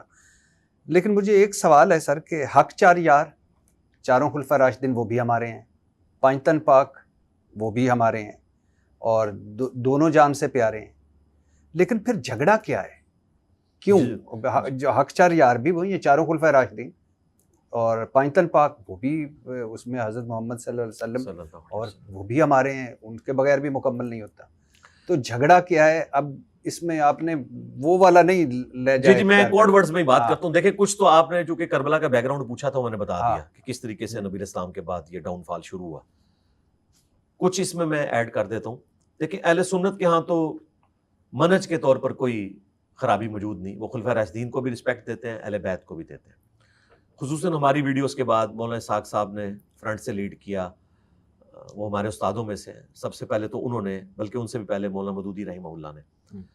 پھر ہماری ویڈیوز ہیں, ڈاکٹر طاہر القادری صاحب نے بھی اچھا کام کیا اس حوالے سے, اہل بیت کے حوالے سے. مفتی حنیف قریشی صاحب سے ہمارے اختلاف اپنی جگہ, اہل بیت کے حوالے سے انہوں نے بڑا اچھا کام کیا. تو اب اللہ کا شکر ہے کہ وہ کوئی بکس اس حوالے سے اکا دکا لوگوں کو چھوڑ کے باقی نہیں ہے. اہل تشیع کے ہاں جو ہے وہ خلفائے راشدین کے حوالے سے جو ماڈریٹ لوگ ہیں, جس طرح سید جواد نقوی صاحب ہیں, انہوں نے بڑی اچھی بات کی تھی, میں وہی کوٹ کروں گا کہ مولا علی علیہ السلام نے جن خلفاء کے ساتھ وقت گزارا, نبی الاسلام کے ساتھی ہونے کی وجہ سے ان کا احترام کیا اور ان کی خلافتوں کو ایکسیپٹ کیا. آج ہمیں بھی ان کی خلافت کو ایکسیپٹ کرنا چاہیے. ٹھیک ہے اختلاف رائے شروع میں تھا, لیکن بعد میں حضرت علی نے کمپرومائز کیا. یہ کہتے ہیں جی امت کے وسیع تر مفاد میں کمپرومائز کیا, جب کر لیا تو ٹھیک ہے. جہاں حضرت علی کی جنگ ہے ہم آج تک جنگ رکھتے ہیں, جہاں آپ نے بوڑھے وقت میں تلوار اٹھائی وہاں پہ ہماری بھی جنگ ہے، لیکن اس میں بھی سیدہ عائشہ سلام اللہ علیہا ان کو معاف کر دیا، سیدنا طلحہ زبیر تو ویسے ہی جنگ چھوڑ گئے، انہوں نے بھی معذرت کر لی، جنگ جمل کے لوگ تو ویسے ہی سائڈ پہ ہو گئے، جنگ صفین میں بھی جو لوگ بیچارے برگلائے گئے ان کا معاملہ الگ، ان کے بارے میں بھی مولا علی نے پھر فرما دیا کہ ان کے جو سربراہ ہیں ان کے ساتھ قیامت والے دن اللہ کے حضور میرا معاملہ طے ہوگا، باقی جو ان کے مقتولین ہیں اور ہمارے مقتولین وہ بھی جنت میں ہیں۔ تو ہم اس میں بس اتنا ہی بیان کریں جتنا قرآن و حدیث میں آیا، کسی صحابی کی رسپیکٹ کم نہ ہو، انسان تھے، غلطی ہو سکتی ہے، حق حضرت علی کے ساتھ ہے، یہ اہل سنت کا بھی عقیدہ ہے، اہل تشیع کا بھی عقیدہ ہے۔ ہم حق چار یار کا مطلب یہ سمجھتے ہیں کہ چاروں خلفاء حق پہ ہیں اور ان کے مخالفین جو ہیں وہ اجتہادی غلطی کے اوپر ہیں۔ خلیفہ راشد کی پیروی کا ہمیں حکم تھا، جامعہ ترمذی میں، سنن ابی داؤد میں، ابن ماجہ میں حدیث ہے، علیکم بسنتی و سنت الخلفاء الراشدین المہدیین، اور سٹارٹ ہوتا ہے تم میرے بعد بہت اختلاف دیکھو گے، یہ آپ کے آخری خطبات میں سے ہے۔ اور وہ ارباز بن ساریہ کہتے ہیں جب نبی الاسلام یہ خطبہ دے رہے تھے تو ہر آنکھ اشک بار تھی، جیسا کہ نبی الاسلام ہم سے رخصت ہو رہے ہیں، تو آپ نے فرمایا تم عنقریب بہت بڑا اختلاف دیکھو گے، اس وقت تم میری اور میرے خلفائے راشدین کی سنت کو مضبوطی سے پکڑ لینا اپنی داڑھوں سے، اور دین میں نئی نئی بدعتوں سے بچنا۔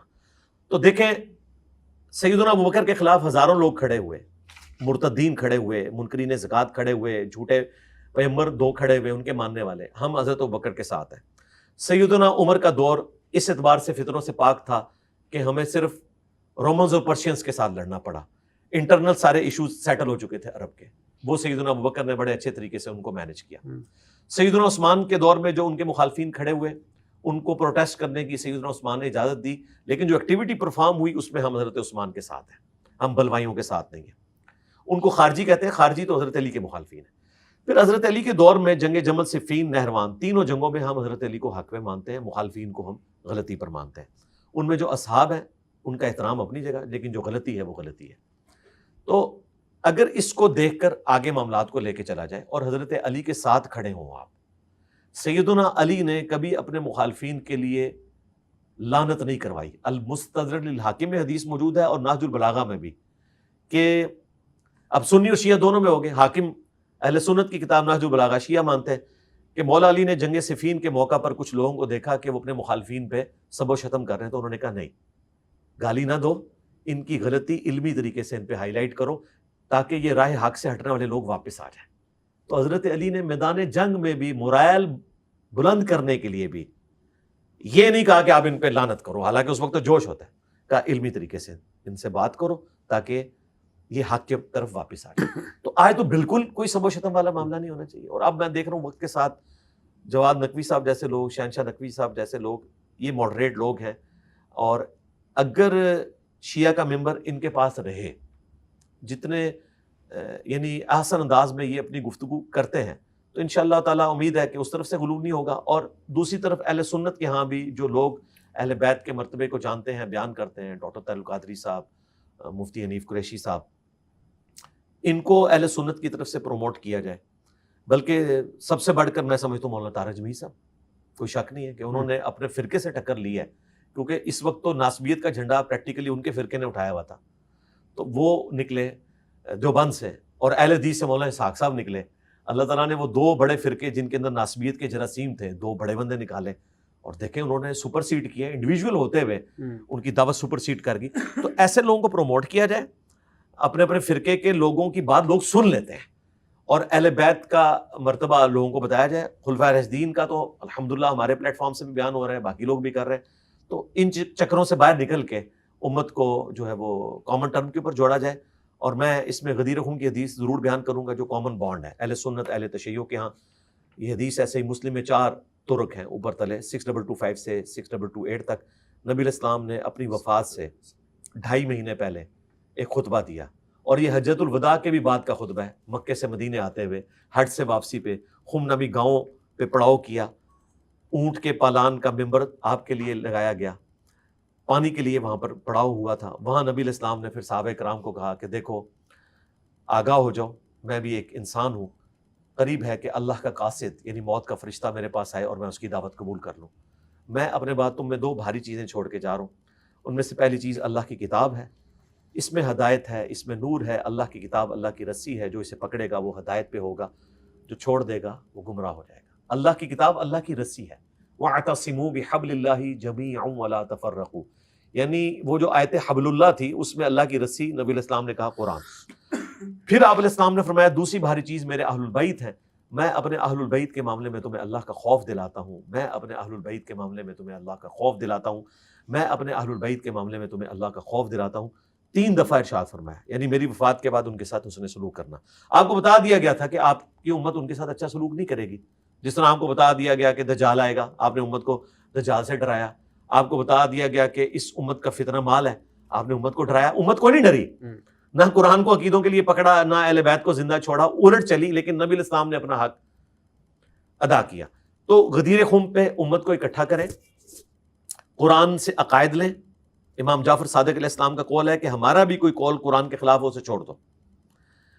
ان کا کوئی قول خلاف ہو ہی نہیں سکتا، بیسیکلی لوگوں نے ان کی طرف غلط چیزیں منسوخ کی. اور دوسرا اہل بیت کا احترام، ان کے ساتھ آپ اپنا رشتہ مضبوط کریں، ان سے محبت کا رشتہ، ان کو فالو کرنے کا رشتہ، ہر چیز اس کے اندر شامل ہے. اور مسند احمد میں، سنن نسائی الکبریٰ میں اور باقی کتابوں میں یہ حدیث آگے بھی چلتی ہے کہ اسی موقع پر، غدیر خم کے موقع پر، نبی علیہ السلام نے مولا علی کا ہاتھ یوں صحابہ کرام میں بلند کیا پکڑ کے اور کہا من کنت مولہ فہذا علی مولا، پھر جس کا مولا میں اس کا مولا علی. بلکہ اس سے پہلے نبی علیہ السلام نے حق ولایت بتایا کہ قرآن میں ہے النبی اولیٰ بالمؤمنین من انفسہم وازواجہم امہاتہم، نبی مومنین کی جانوں پر ان سے بڑھ کر حق رکھتے ہیں، نبی کی بیویاں امت کی مائیں ہیں. تو کیا تم میرا یہ حق تسلیم کرتے ہو؟ سب نے کہا کرتے ہیں. پھر آپ نے فرمایا کہ اگر میرا حق تسلیم کرتے ہو پھر علی کا بھی حق تسلیم کرو، کہ جس طرح میں تمہارا مولا ہوں، دلی محبوب، آقا، جگری یار، یہ سارے معنی درست ہیں، پھر علی کو بھی رکھنا ہے. پھر آپ نے اسی حالت میں دعا کی، اے اللہ اس سے محبت کر جو علی سے محبت رکھے، اس سے بغض رکھ جو علی سے بغض رکھے. اس کے بعد سیدنا عمر نے مبارک دی کہ علی آپ کو مبارک ہو کہ آپ تو پوری امت کے مولا بن گئے. نبی علیہ السلام نے اس موقع پہ یہ بھی فرمایا، جامع ترمذی میں المستدرک للحاکم کے اندر موجود ہے کہ علی میرے بعد پوری امت کے مولا ہیں. تو الحمدللہ صحابہ کرام نے ان کی رسپیکٹ کم نہیں ہونے دی. ٹھیک ہے خلافت کے معاملے میں ایک ایشو ہوا، اس پہ کوئی اختلاف رائے ہو سکتا ہے، لیکن مولا علی کو چیف جسٹس کا عہدہ دیا، اور اوریجنل والا چیف جسٹس، آج کل والے چیف جسٹس نہیں، اوریجنل، جہاں واقعی خلیفہ وقت بھی پیش ہوتا تھا. سیدنا عمر جیسا خلیفہ ہو، چیف جسٹس اس کا علی ہو. اور تینوں ٹاپ کے لوگ، مدینے میں چیف جسٹس علی، کوفے میں ابن مسعود، شام میں ابو درداء. اب یہ سارے وہ لوگ تھے جو بالکل اصحاب صفا، غریب لوگ، لیکن تقوی میں اور علم میں اپنا ثانی نہیں رکھتے تھے تینوں بندے. حضرت عمر نے جب چنا مدینے کے لیے حضرت علی کو چیف جسٹس، کوفہ جو پرشین امپائر گرائی تھی اور فوجی چھاونی بنائی، ابن مسعود کو لگایا، غریب ترین صحابی لیکن علم میں سب سے ٹاپ پہ. اور شام میں ابو درداء، وہ بھی صحابہ صفا میں سے غریب صحابی لیکن علم میں ٹاپ کے اوپر. پرشین امپائر کے بعد رومن امپائر تھی وہ جو گری شام میں، ان کو لگایا. تو سیدنا عمر نے بھی یعنی رسپیکٹ دی. حضرت عثمان کے تو خیر وہ آپ سمجھ لیں کہ وزیر ہی تھے، ساتھ ہی اٹیچ تھے، اور پھر اس کے بعد خلافت بھی ان کے پاس آئی. تو یہ پازیٹیو چیزیں کافی موجود ہیں سنی اور شیعہ کے ہاں، ان کو ہائی لائٹ کیا جائے اور اس فرقہ واری سے باہر نکلے. ہاں سیدھی بات ہے، حق چار یار بھی ہمارے، جی الحمدللہ، اہل بیت بھی ہمارے، پنجتن پاک بھی ہمارے، علی علیہ السلام بھی ہمارے، حسین علیہ السلام بھی ہمارے. بلکہ اب تو یعنی میں کئی لوگوں کو میں نے دیکھا کہ اب وہ یعنی نوجوان ہمارے بعد کے سم ٹائم ڈسکس کرتے ہیں اور کہتے ہیں کہ پتہ ہے رضی اللہ تعالیٰ عنہ بھی جائز ہے اور علیہ السلام بھی جائز ہے. میں حیران رہ گیا، اور یعنی میں نے کہا کیسے پتہ چلا؟ آپ کا انہوں نے کہا اور ایک دو لوگوں کا کہا کہ اب ہمیں پتہ چلا ہے. اچھا اس میں تھوڑا ویلیو ایڈیشن کر دوں. دیکھیں علیہ السلام تھوڑا سا ہی غور کرتے ہیں، انہیں پتہ چل جاتا. یہ قبرستان جا کے کیا دعا پڑھتے ہیں؟ السلام علیکم اہل الدیار من المؤمنین والمسلمین، صحیح مسلم میں علیہ السلام کہہ رہے ہوتے ہیں. پھر قبر رسول پہ کیا کہتے ہیں؟ السلام علیکہ یا رسول اللہ، السلام علیکہ یا ابا بکر، السلام علیکہ یا عمر رضی اللہ عنہ، یا ابا بکر نہیں کہتے. یہ بھی مصنف ابن ابی شیبہ میں، الموطأ امام مالک میں حدیث موجود ہے، فضل الصلاۃ علی النبی میں، سنن کبریٰ البیہقی میں. اچھا پھر نماز میں بخاری مسلم میں آیا السلام علینا وعلی عباد اللہ الصالحین، ہم پہ بھی علیہ السلام اور سارے نیک بندوں پہ علیہ السلام. پھر ہم ایک دوسرے کو ملتے ہیں السلام علیکم کہتے ہیں، کسی کا سلام بھجوانا ہوتا ہے تو کہتے ہیں سلام. پھر امام بخاری نے صحیح بخاری میں فاطمہ اور علی کے ساتھ لکھا علیہم السلام، 6318 نمبر حدیث، عربی والا نسخہ اسلام 360 میں مکتبۃ الشاملہ میں دیکھ لیں. اردو میں بعض لوگوں نے رضی اللہ عنہ کر دیا, عربی میں علیہ السلام ہی لکھا ہوا ہے, اردو میں رضی اللہ عنہ کر دیا. پھر حسین علیہ السلام کے ساتھ 3748 نمبر حدیث میں امام بخاری نے علیہ السلام لکھا, امام ابو داؤد نے علی علیہ السلام لکھا. اہل سنت کے ائمہ اہل بیت کے ساتھ علیہ السلام لکھتے رہے ہیں. اور اس سے بڑھ کر میں نے آپ کو قرآن و سنت سے اتنے حوالے دے دیے. اور پھر رضی اللہ عنہ تو آپ کسی بھی نیک بزرگ کو کہہ سکتے ہیں, امام بخاری کو کہہ سکتے ہیں. امام مسلم کے شاگرد نے جب مسلم شریف سٹارٹ کی نا, مقدمے کے بعد 93 نمبر حدیث جو حدیث جبریل ہے نا, اس کے سٹارٹ میں لکھا قال ابو الحسین مسلم بن حجاج القشیری رضی اللہ تعالیٰ عنہ. میرے استاد ابو الحسین مسلم بن حجاج القشیری رضی اللہ تعالیٰ عنہ نے مجھے یہ کتاب لکھوائی. یعنی امام مسلم جو تابعی بھی نہیں, تبا تابعی بھی نہیں, تبا تابعین میں آتے ہیں. اور ان کی کنیت دیکھیں ابو الحسین, اپنی کنیت ابو الحسین رکھی, حسین کا باپ. یعنی امام مسلم نے اپنے بیٹے کا نام حسین رکھا ہوا ہے. تو یہ سنی شیعہ کا فرق نہیں ہونا چاہیے. یہ افسوس سے کہنا پڑتا ہے ہمارے عرب کنٹریز میں اگر آپ کے نام کے ساتھ علی, حسین, حسن, فاطمہ آ جائے تو وہ پھر پاسپورٹ پہ بھی آپ کو لدہ سے چیک کرتے ہیں. میں بھی ایک بار سعودی عرب میں میرے ساتھ بھی اس طرح ہو گیا تھا, نام میرا محمد اور علی. اب تو اللہ کا شکر ہے میں حج اور عمرے کر چکا ہوں, اب تو کوئی ایسا مسئلہ نہیں. ویسے ہی محمد بن سلمان حافظہ اللہ آ چکے ہیں اور ویسے ہی وہ بھی ماڈریٹ معاملات کو لے کے چل رہے ہیں. تو 1.5-2 گھنٹے میرے انہوں نے تلاشی کے اوپر لگا دیے صرف میرے نام کی وجہ سے کہ اس کے نام میں ہی آ رہا ہے. پھر انٹرویو میں نے کہا بھائی سنی ہوں میں, ایسی کوئی بات نہیں ہے. ان کو یہ خطرہ ہوتا ہے کیونکہ بائی چانس وہ رمضان کا مہینہ تھا تو میں نے وہاں تراویح پڑھائی, نماز پڑھائی. انہوں نے مجھے نماز پڑھتا بھی ہرا دیکھا, ہاتھ باندھ کے پڑھ رہا تھا. اس کے بعد ان کا یہ کوئی ایکٹیو بندہ ہے, کو پتہ نہیں کوئی ادھر کچھ واردات کرنے آیا. اللہ کا شکر ہے پھر بچت ہو گئی.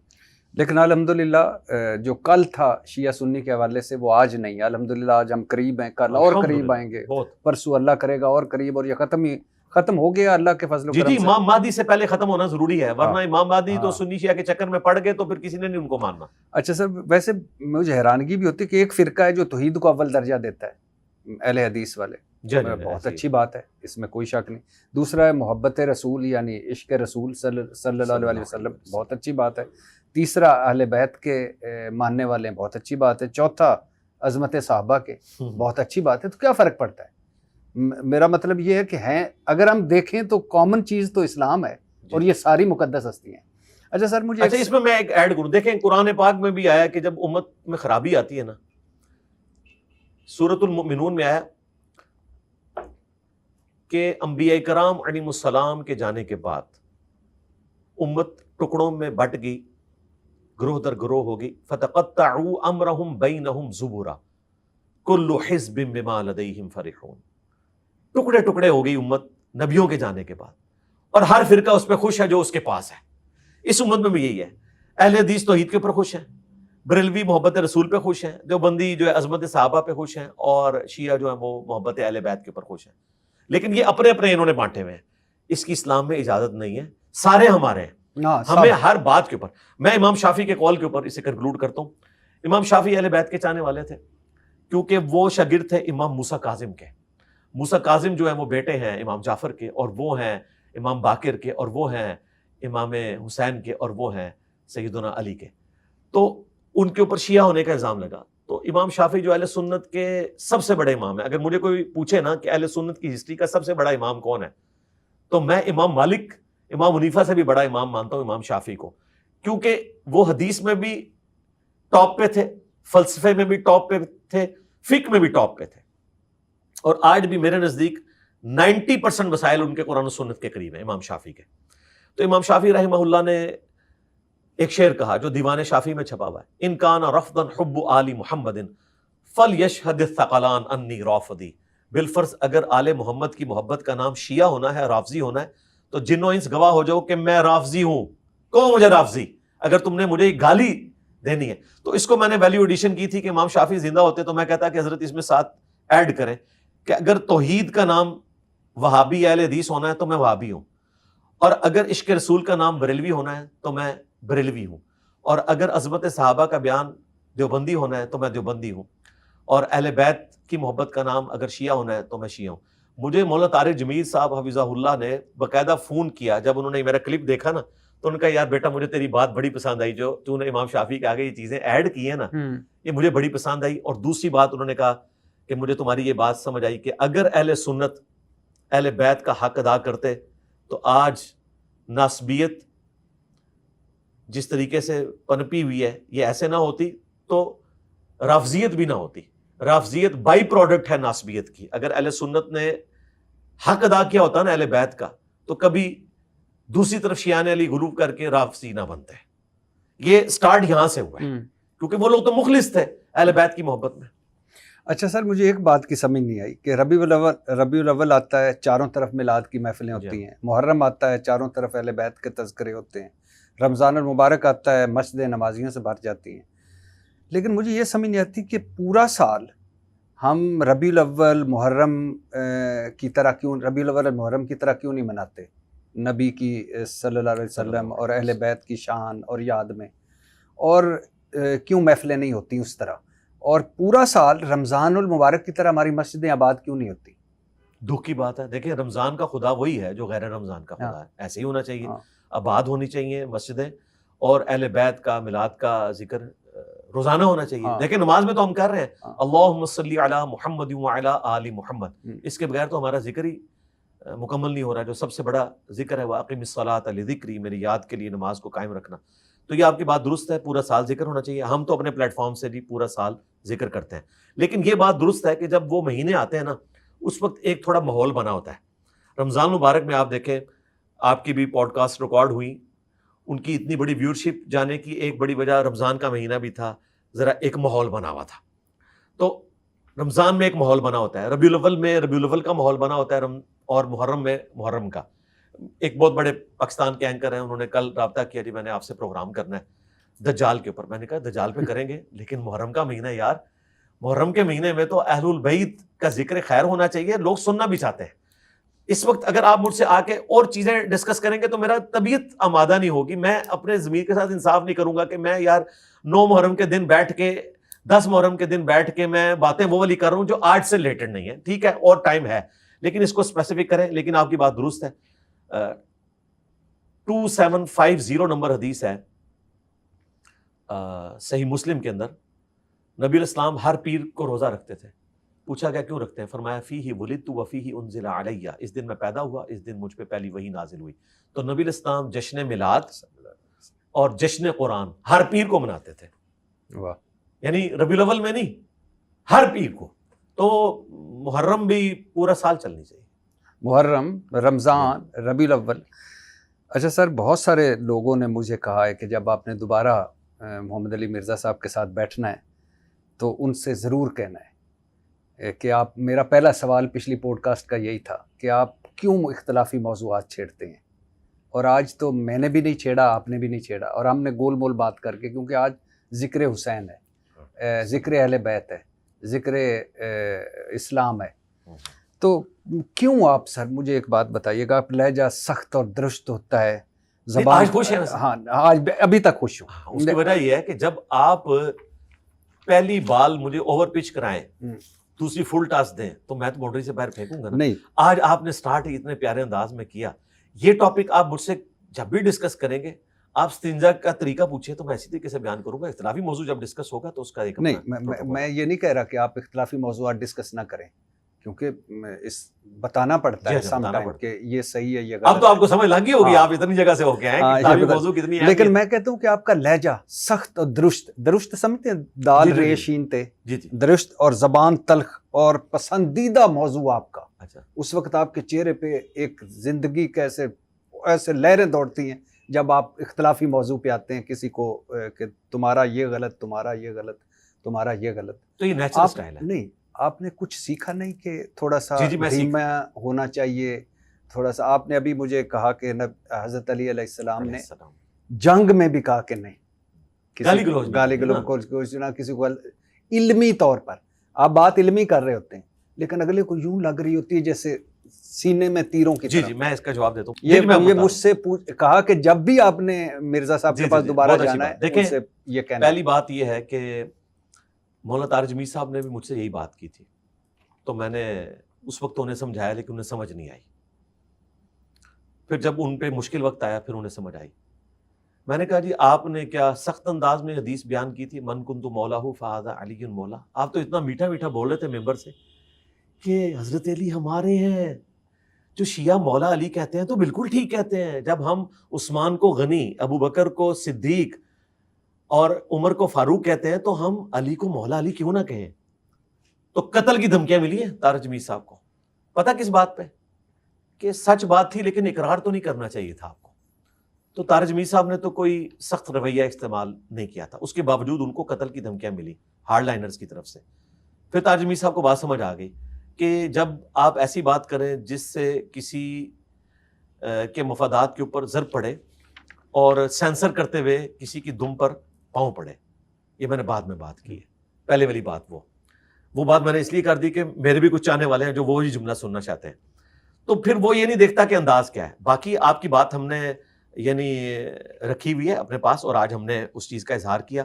لیکن میں ایک اور بات کروں، یہ کیا بات ہے کہ اختلافی موضوع اور اتنے پیشن کے ساتھ ایک بندہ بیان کرے اور دنیا اس کی بات کو سنتی ہے، اور جو میٹھے انداز میں بیان کرتا ہے اس کی بات کے اوپر اس کے اپنے ماننے والے خلاف ہوتے ہیں لیکن بات اس کی اس طریقے سے چلتی نہیں.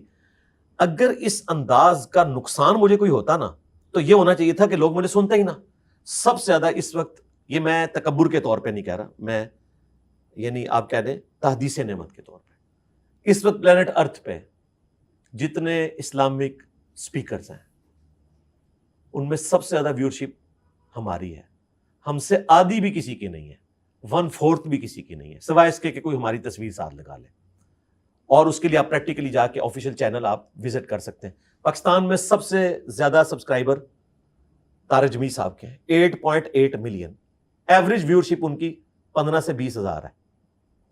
اس کے بعد پاکستان میں مفتی طارق مسعود صاحب ہیں، 4.9. ایوریج ویورشپ ان کی 2 سے 3 ہزار ہے.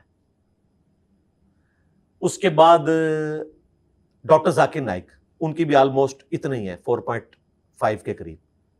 اور ان کی ایوریج ویورشپ جو ہے وہ 500 سے 1000 کے درمیان ہے، ہزاروں میں بھی نہیں ہے. مفتی بینک 1000 کے انڈر ہے، 5 ملین سے زیادہ سبسکرائبر ہے. نعمان علی خان آلموسٹ کوئی 3 ملین کے قریب ان کے سبسکرائبر ہیں. ایوریج ویورشپ ان کی 10 سے 12 ہزار ہے.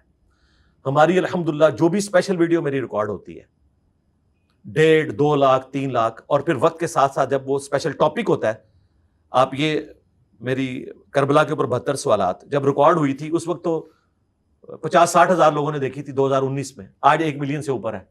جب میں نے نماز کا پریکٹیکل ریکارڈ کروایا اس وقت تو وہ دیکھی تھی 60-70 ہزار لوگوں نے، آج سے آلموسٹ کوئی 6 سال پہلے. آج وہ تقریباً 4 ملین کراس کر چکا ہے. تو وہ پرانا بھی نہیں ہوتا کلپ اور چلتا جاتا ہے. مجھے بتائیں یہ کون سی گدڑ سنگھی ہے؟ میں نے کوئی بندے برتی کی ہے؟ تو آپ اس کا آپ کے کہنے کا مقصد یہ ہے کہ آپ ریویوز ویوز اور ملینز کی وجہ سے لہجہ سخت رکھتے ہیں؟ نہیں، اس وجہ سے نعوذ باللہ نہیں، یہ تو میں نے کہا ہی نہیں ہے. بلکہ میں آپ کو بتاتا ہوں، میں نے بات کچھ اور کی. 1 منٹ میں باقیوں کو مائنس کر دیا. میں نے مائنس نہیں کیا، میں نے آپ کو بتایا. میں آپ کو بتا رہا ہوں کہ بات کی سچائی اتنی ہے کہ میرا ترش رویہ بھی لوگوں کو ہضم ہو رہا ہے. میں یہ بتا رہا ہوں اس کی وجہ سے دنیا میں چینج ہے. آپ اس ترش رویے کو غلط سمجھتے ہیں نا؟ نہیں، میں بالکل غلط نہیں سمجھتا. میں گالی گلوچ کو غلط سمجھتا. نہیں، آپ ایک بات جو محبت سے کی جا سکتی ہے، بہتر طریقے سے کی جا سکتی ہے. اب میں کر رہا ہوں نا جی، آپ کے ساتھ کی ہے میں نے ریکارڈنگ، اور اس سے پہلے میرے کچھ ایسے بھی ریکارڈ ہیں پروگرام. اس میں ایک سوال بھی میں ایسا ڈالتا نا. چلیں آپ ڈالیں. نہیں، میں نہیں چلیں ڈالتا. میں آپ کو یہ بڑی اچھی بات ہوگی. بھٹی صاحب آپ میری دھوم پہ پاؤں رکھیں اور مجھے آپ یہ کہہ دیں کہ میں نے اس کو پیارے انداز میں بیان کرنا ہے، میں آپ کو کر کے بتاؤں گا، لیکن وہ آپ کے لیے. اس کی وجہ سے کسی کی اصلاح ہوتی ہے نہیں ہوتی ہے وہ آپ کے کھاتے میں. آپ کر کے دیکھیں، دین کے اوپر سوال کر کے دیکھیں، میرے اوپر کوئی اعتراض کر کے دیکھیں. میں آپ کو بتاؤں، میرے پاس جب آپ آئے تھے، آپ نے ذرا یہ کیمرے میں ایمانداری سے بتانا ہے، لوگوں کو پتہ بھی چل جائے. میں نے تو بتا دیا یہ راز. آپ نے مجھ سے یہ ڈسکس کیا تھا کہ میں رمضان کے مسائل ڈسکس کرنے آ رہا ہوں، ٹھیک ہے جی. مجھے تو پتہ ہی نہیں تھا آپ T20 کھیلنے آ رہے ہیں. باقی سب نے تیاری کی ہوئی تھی، مجھے تو نہیں پتا تھا. میرے تو آسان خطا ہو گیا نا جب آپ نے وہ سوال شروع کیا. میں نے کہا یہ بندہ میرے ساتھ کیا کر رہا ہے، لیکن میں نے اپنے جذبات پہ قابو رکھا اور میں نے کہا کیا کہا آپ نے کیا رکھا؟ جذبات پہ قابو رکھا. تیاری کر کے آؤ، فوراً تیاری کر کے آؤ. وہ تو ایک جملہ ہے نا بیچ میں. نہیں، جواب تو میں نے سارے دیے. پتہ کیا، جب آپ لاجیکلی آپ سمجھتے تھے نا کہ کوئی میں 19-20 ہو رہا ہوں تو آپ مجھے اٹھا کے باہر پھینک دیتے. اپنے نہیں اٹھا کے باہر پھینکتا وہ بڑی بات ہوتی ہے. لوگوں کو بتاتے تھے کہ یہ بغیر تیاری کیا ہے. وہ اس لیے نیچے لوگوں کے کمنٹس بھی پڑھ لیں. اچھا اس کا فائدہ ہوا. کمنٹس کن کے تھے؟ آپ کے چاہنے والوں کے تھے.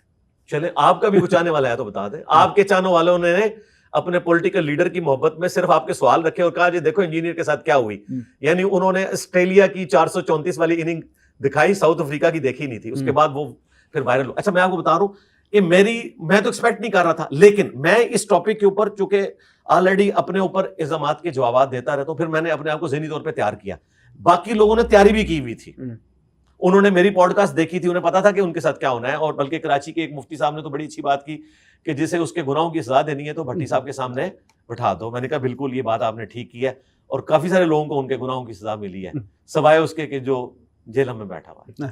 نہیں میں اچھا آج آپ سخت بات کریں, میں میٹھے انداز میں آپ کو نہیں, میں تو صرف آپ سے یہ چونکہ میرا سوال نہیں ہے, یہ مجھے بہت سارے لوگوں نے اس کا جواب میں پریکٹیکلی آپ کے آڈینس کے لیے دے رہا ہوں کہ آندھا سے بھٹی صاحب مشکل سے مشکل سخت سے سخت سوال لے کے آئیں گے تو میں یہ نیت کر کے بیٹھوں گا کہ میں نے یہ پوری اننگ کھیلنی ہے, اور میں گواسکر کی طرح, جنہوں نے گواسکر کی اننگ دیکھی ہے نا کہ وہ 4 دن تک کھیلتا تھا تو اللہ کے فضل سے 50 بھی کراس نہیں ہوتا تھا, میں وہ والی اننگ کھیلوں گا اور میٹھا میٹھا جواب دوں گا. پھر آپ نے یہ دیکھ لینا. اپنے بندے کا نام لے لیں, حنیم محمد صاحب کی طرح. اچھا وہ کہہ لیں, ان کا بیٹا بھی تھا, ہم نے تو ان کو نہیں دیکھا, شعیب محمد کو تو ہم نے دیکھا ہوا ہے. تو انشاءاللہ تعالیٰ آپ اگلی بار آئیں, لیکن یہ بھی ذرا اپنے کیمرے میں بتا دیں لوگوں کو کہ جو مفتی ابھی جن کے ادھار باقی ہیں, جب تک آپ ان سے ہوتے نہیں ہیں نا, میں نے ابھی تک ان کو ریبٹل اسی لیے نہیں کیا کہ وہ تقریر کر کے سائڈ پہ ہو گئے تھے. وہ پنڈی کے مفتی صاحب, وہ 17-18 سوال جو پڑھے ہوئے ہیں آپ کے پاس, انہوں نے اپنے سوالات کے جواب دینے. جی انشاءاللہ. اچھا, اور مجھے بتائیں اگر وہ بھاگے اور نہ دیے تو پھر آپ کیا کریں گے؟ نہیں ضرور دیں گے. اگر ایسا ہوا نہیں, کبھی نہیں ہوگا. چلے میں ایک فار کبھی نہیں. اچھا یہ کب تک ٹائم ہے, قیامت تک ہے یا اس سے پہلے ہو جائے گا؟ نہیں ہو جائے گا. مفتی صاحب اچھے انسان ہیں, بلکہ مفتی صاحب سے کہیں کہ ربیع الاول کا مہینہ آنے والا ہے, اس سے پہلے آپ اس طرح کا ایک کر لیں, پھر آپ نے میرے پاس آنا ہے انشاءاللہ. جی انشاءاللہ. اچھا یعنی آپ خود ہی کہتے ہیں, ایک مرتبہ میں نے آپ کو سنا, کسی کے خدا کو برا بھلا نہ کہو. جی بالکل. کہیں وہ آپ کسی کے جھوٹے خدا کو برا نہ کہو, کہیں وہ آپ کے سچے خدا کو, قرآن کی آیت ہے جی, کہیں آپ سچے خدا کو برا نہ کہہ دے. تو یہ بڑی خوبصورت آیت ہے. میرے نبی سا ہے ہی کوئی نہیں, تیرے بابے تے شے ہی کوئی نہیں.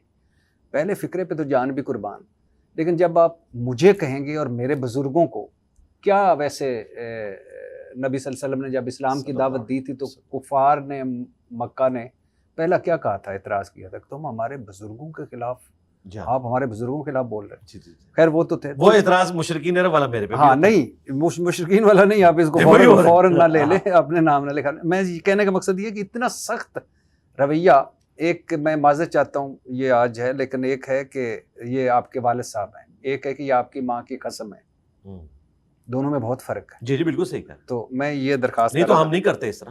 اور پھر میں اس میں تھوڑا ریبٹل. پھر آپ نے ایک اور بھی کہا تھا کہ صلح حدیبیہ آپ اکثر ذکر کرتے ہیں, اور ایک وقت آیا تھا جب انہوں نے کہا محمد کے ساتھ رسول اللہ نہ لکھیں. جی تو حضور صلی اللہ علیہ وسلم نے اپنے ہاتھ سے کاٹ دیا. جی اس وقت انہوں نے نہیں کہا تھا, کوئی نہیں ساتھ بولا تھا, میرے نبی سا کوئی ہے ہی کوئی نہیں, تیرا تو بابا شاہی. وہ کافر تھے نا. ہاں نہیں, ساتھ بھی بیٹھے تھے ہمارے صحابہ سارے بیٹھے تھے. آپ کے مخاطبین اس وقت کافر تھے. ہاں لیکن ہمارے ساتھ, میں آپ کو بتاتا ہوں, ہمارے صحابی ساتھ رسول صلی اللہ علیہ وسلم کے ساتھ 1500 لوگ صحابی بیٹھے تھے. جید کافروں کو تو ہم نے یہ نہیں رکھا. نہیں, جید صحابہ میں سے کسی نے نہیں کہا کہ یہ کہنا ہی نہیں چاہیے, نہیں کہنا چاہیے. اس کی وجہ کہ وہ جو مخالفین تھے نا وہ مسلمان نہیں تھے, کافر تھے. میرے جو مخاطبین ہیں وہ مسلمان ہیں. اچھا اب میں اس کو آپ کو بتاتا ہوں. آپ تو ماشاءاللہ پالیٹکس کو بھی جانتے ہیں. جنیوا جو کنونشن ہے اس کے تحت جو رائٹس ہیں وہ آپ کے مخالف فوجی کو حاصل ہیں, آپ کے فوجی کو حاصل نہیں. یعنی پاکستان کا فوجی اگر غداری کرے گا تو تختہ دار پہ چڑھے گا. انڈیا کا فوجی جس طرح کلبھوشن پکڑا گیا تو اس کو وہ رائٹس حاصل ہوں گے.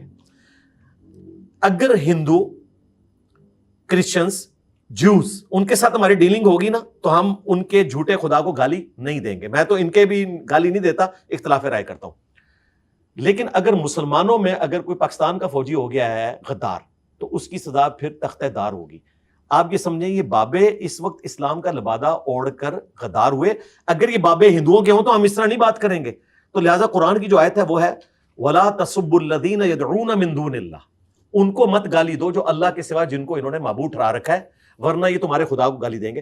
اس وقت میرا خدا اور میرے مخاطبین کا خدا ایک ہے, اور میرے مخاطبین وہ لوگ ہیں جنہوں نے میرے خدا رسول کا نام استعمال کر کے الٹا قرآن و سنت کا مذاق اڑانا شروع کیا ہے، لہٰذا جنیوا کنونشن والے رائٹس ان کے پاس نہیں ہیں۔ اچھا یہ میری بات سنیں کہ ابھی آپ نے پولیٹیکل بات کی، جنیوا کنونشن کی بات کی، پاک بھارت جنگ ہو چکی، اگر آپ اجازت دیں تو جی دو کریں، منٹ۔ کریں۔ پاک بھارت جنگ ہو چکی، بھارت کی اچھی خاصی پھینٹی ہم لگا چکے، جناب عاصم منیر صاحب فیلڈ مارشل بن چکے، فیلڈ مارشل صاحب کی ٹرمپ سے ملاقات ہو چکی، تاریخی ملاقات ہو چکی، اور ٹرمپ صاحب کشمیر پر ثالثی کی بات کر رہے ہیں، ٹرمپ صاحب پاکستان سے تجارت کی بات کر رہے ہیں، دنیا میں پاکستان کی ایک بار پھر عزت اور وقار بڑھا۔ اس کے بعد کیسا لگ رہا ہے یہ نیا پاکستان ایک طرح سے آپ کو، جو اس مارکہ حق کے بعد کا پاکستان؟ دیکھیں، بنیان مرصوص اور معرکہ حق کے بعد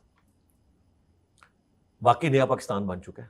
ہم یعنی انڈیا کے مقابلے پہ اپنے آپ کو ایک کمزور معیشت سمجھتے تھے، فوجی پاور کے پوائنٹ آف ویو سے بھی ہمارے پاس ڈیٹرنس تو نیوکلیئر ویپن ہے، ادروائز کنونشنل وار میں ہم اپنے آپ کو اتنا بڑا نہیں سمجھتے تھے، لیکن اللہ کا شکر ہے ہماری فوج نے جس طریقے سے پرفارم کیا، خصوصاً فضائیہ نے، تو ایکسٹراڈنری ہے۔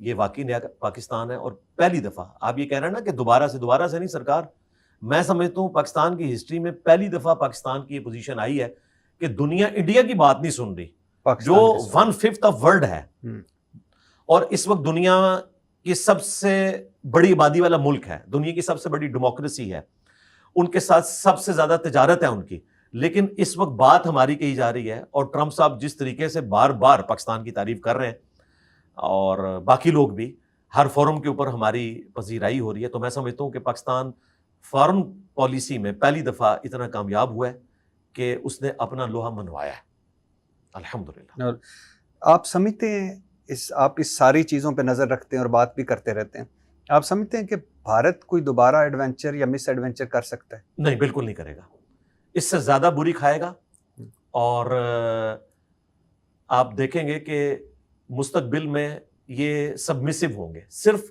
خطرہ ان سے یہ ہے کہ پاکستان کے اندر کوئی ایکٹیویٹیز پرفارم نہ کریں حملوں کی شکل میں۔ وہ بھی اب پاکستان نے تھوڑا ہارڈ لائن لی ہے خوارج سے متعلق، پہلے تو وہ ایک عدالتوں والا مسئلہ ہوتا تھا، لیکن اب آپ دیکھتے ہیں بارڈر کے اوپر ہی وہ ان کو منطقی انجام تک پہنچا دیتے ہیں۔ تو میں سمجھتا ہوں اب پاکستان جو ہارڈ لائنر ہوا ہے، اور پاکستان نے جس طریقے سے ڈرونز کے ذریعے دہشت گردوں کو اب پن پوائنٹ ٹارگٹ کرنا شروع کیا ہے، کچھ عرصہ یہ معاملہ رہا تو انشاءاللہ یہ ایشو بھی ایڈریس ہو جائے گا۔ انڈیا سے اب خطرہ صرف یہی ہے کہ وہ اس قسم کی کوئی ایکٹیویٹی پرفارم نہ کرے کہ ہمارا انٹرنل کوئی ہمارے اندر کوئی سیاسی اختلاف، مذہبی اختلاف یا خودکش حملے، یہاں سے لوگوں کو خریدنا۔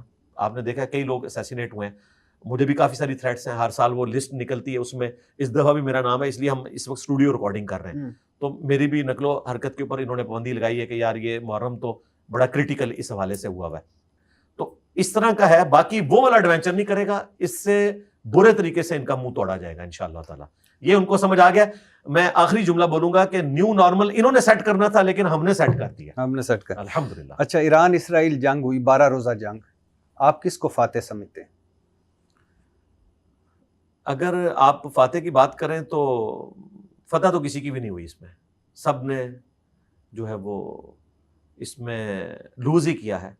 اگر جانوں کا زیادہ دیکھا جائے ایران تو کی ایران کا فتح زیادہ ہوا ہے۔ نہیں، ایران کی فتح نہیں ہوئی۔